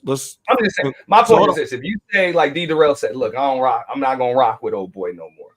But let's say somebody else says, "Hey, I know what's going on. There's no proof. I'm still gonna rock with him." Is that person going to be blackballed by you guys? I'm asking. Yeah, we've already done. And I'm not talking about the person who you were just. I'm talking about somebody that still chooses to be a supporter. Send super chats, hit the like button, share the video, whatever the case may be. Is that person going to be scrutinized by you because they didn't jump on your bandwagon? So believe it or not, we've already done that. That's reason why our clique is the way it is. Like, so let me show you this. So there's already been in this space alone, there have been domestic violent offenders. There have been predators. There have been people who are felons. There have been scam artists. Now, when people come out and openly bring out the information that, hey, this person is stealing somebody's money. Hey, this person had sexually assaulted these girls. So y'all girls, when they try to talk y'all to come see them, watch out. Now, they could just mind their business or take the information. They could just keep quiet about it. I could have kept quiet about plenty of information. I said, nah, y'all need to know. D. Darrell has come out. Faith has come out talking about it. I ain't seen nobody jump on a Mary. I've seen different content creators have gained information. I just gained information and brought out stuff. Fuck the goddamn super chats. Fuck the goddamn. It's the responsibility of when y'all say, hey, well, we need to talk as a people. Well, shit. So if somebody is domestically violating or beating or harming or scamming or doing whatever shit, y'all want to talk about celebrities when we got shit in-house going on. Who gives a fuck about goddamn a super chat or donation? You know, no. If somebody is doggone abuse, mind you, we have somebody being abused that has a child. So we supposed to sit quietly? Well, damn, we have the same subscriber base. Fuck that person. They're beating on somebody that doesn't deserve that. We have somebody who was doggone harming an elderly person. Spoke about that. There have been different things that we have spoken about, regardless of it's our content creator. So yeah, the money's not always worth the doggone ends to the mean. It don't make a difference if your chat is dead or somebody's being harmed. So those are things that have happened in this space. Those are things that have gone on. So right. This is another one right here. A child was right now being spokenly talked about being violated. We're not doing it because of those two motherfuckers. We're doing it because there's a child brought into the variable fray. Now, that's not an issue. If that's not so an issue, right now, I believe Fatty's live or whatever, and he's probably got about 250, 300 live viewers right now. Are you guys, and he's probably got about, I don't know, maybe 50 or 60 active participants in his chat. Are y'all going to go through that participant list and then make sure that you draw a line in the sand with not just him, but every single person that's participating in his chat as well? Neither him nor his supporters can be around you. So I'm glad you said that. Now, the funny thing about it is people seem to be watching my sister, me, and D. Darrell's move. So it's like if you I don't know how the fuck they know what's Faith be going, but they be keeping track. Somehow D. Darrell says something. If he doesn't say something about one of these things, well, you condone that other person. Remember that, D? So they seem to already know whenever we don't say something or literally flock and support one person, but don't say nothing about the other person. Like, I didn't tell Fatty to come to my channel since he's so big, but he knew to come to my channel. He knew to be in my chat. He heard. Well, you tagged him, right? Huh? You tagged him, right? In one of the videos, yeah. Yeah. In one of the videos, but he showed up to other videos too. Okay. People were calling him. People were calling him to come to my video, just like JP came. Yeah, I mean, I don't like again. You don't have to call these people. Y'all believe that some of these people be having 200 people in their chat? They fucking don't. I just want to know if people are going to face fallout and vitriol just because of who they support. They're not the people that made the comment. Okay, they're not the people that made the comment. I don't think they should be forced to either apologize or explain any of these people's points since they've come up and they've explained it themselves. Y'all have a right to choose to, act accordingly and have whatever positions you want. I'm just curious about the situation that's going to put everybody's supporters in, and why would y'all want to do that? So I just don't get it. So if somebody says that if they openly or publicly say they don't support this, and if that's how y'all get down, my message is not for y'all. Y'all can unsubscribe. They're telling you and they're drawing a hard line where they don't stand. I don't see a problem with that because that's them telling them that, hey, well, I'm one of your biggest subscribers. Okay, but it is what it is. I mean, that's not bad business. I mean, that's like a politician have to decide: do I want this person who I knowingly knows has sexual assault allegations on him right now? Do I want to take his money, or do I want to say, "Nah, I'm good, dude. I can't be seen in pictures with you because I know what you've I mean, been doing." it's almost like an owner of a McDonald's saying that, look, man, you eat McDonald's 4 days a week, but because you go to Burger King every Friday, that's it, man. You can't come back here. So basically, you're saying that we shouldn't have a code of ethics. Of course, you should have your own code of ethics, but should your code of ethics coincide to the code of ethics from other listeners? Did we say that? I mean, is anybody up here saying that? Is anybody up here? All them. Right. I mean, we haven't said that. Okay. And that's just what I want to know. I mean, I get it. Y'all are entitled to whatever, you know what I'm saying, opinion and your own code of ethics and how you're going to treat whoever. I'm just curious about the people that still support them people that didn't make them comments and stuff like that. Because I got questioned about a year ago about something that came out about somebody else. Or do you denounce this person and this and that? And I'm like, what? Number one, I didn't say it. Number two, I don't really know these people personally. But on top of that, whether I'm going to support this person or not going to support this person, who in the absolute hell are you to tell me what the hell I'd have to do or don't have to do or anything? But who said that? I mean, this is what I'm getting at. I love when people come up here and start.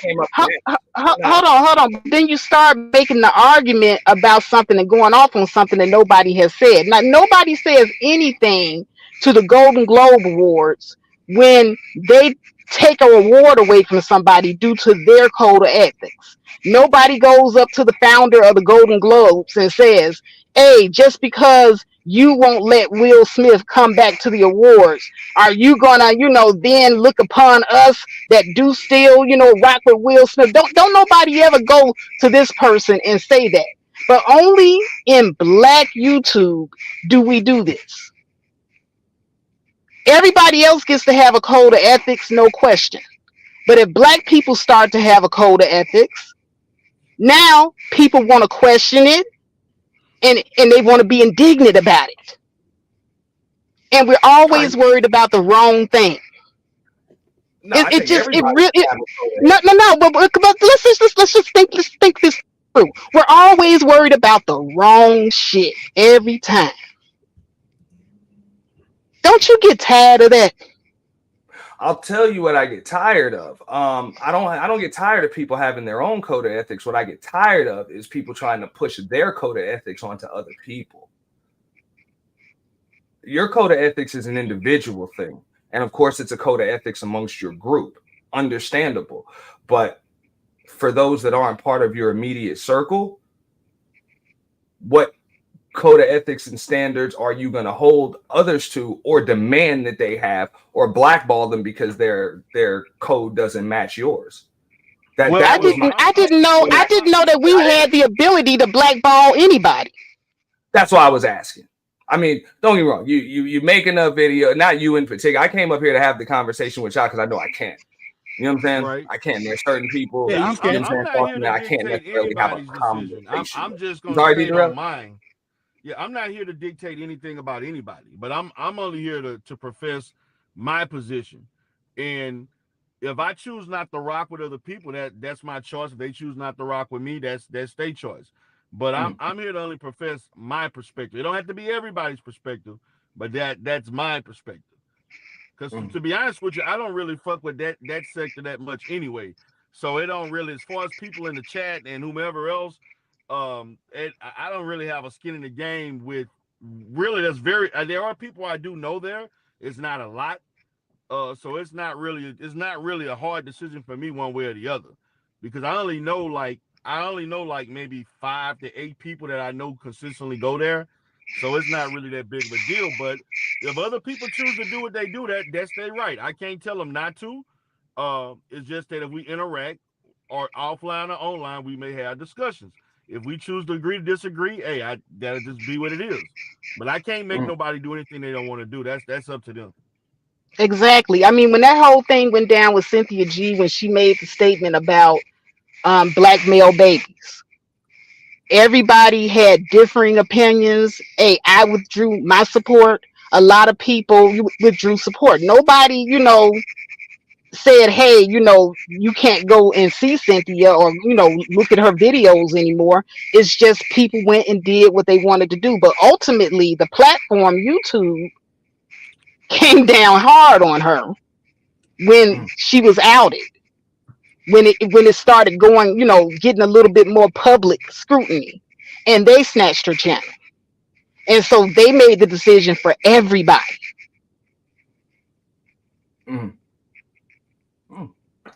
Like I say, I mean, So when the white man makes the decision for everybody, who's gonna stand there and question him about, hey, why you blackballing Cynthia G? How come nobody's asking YouTube? How come you're blackballing Cynthia G? Right. Well, guys, I do have to get going. Oh, yeah, I was gonna say thanks for coming up. Before you go, Peter, I'll leave first. I just want Go ahead. I'm just reading your chat, and this is the type of stuff that I'm talking about. I didn't come up here and even talk about the allegations, the words, or anything. I talked about the space and how people's supporters were going to be treated based on that. Right. Yours, Right. theirs, whatever. And people are calling me all types of things. And this is the type of stuff that leads to.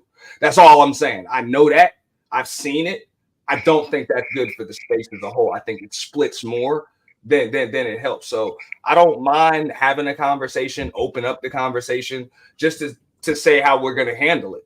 You know what I'm saying? Because, I mean, that's just like you say, you don't even mess with that sector.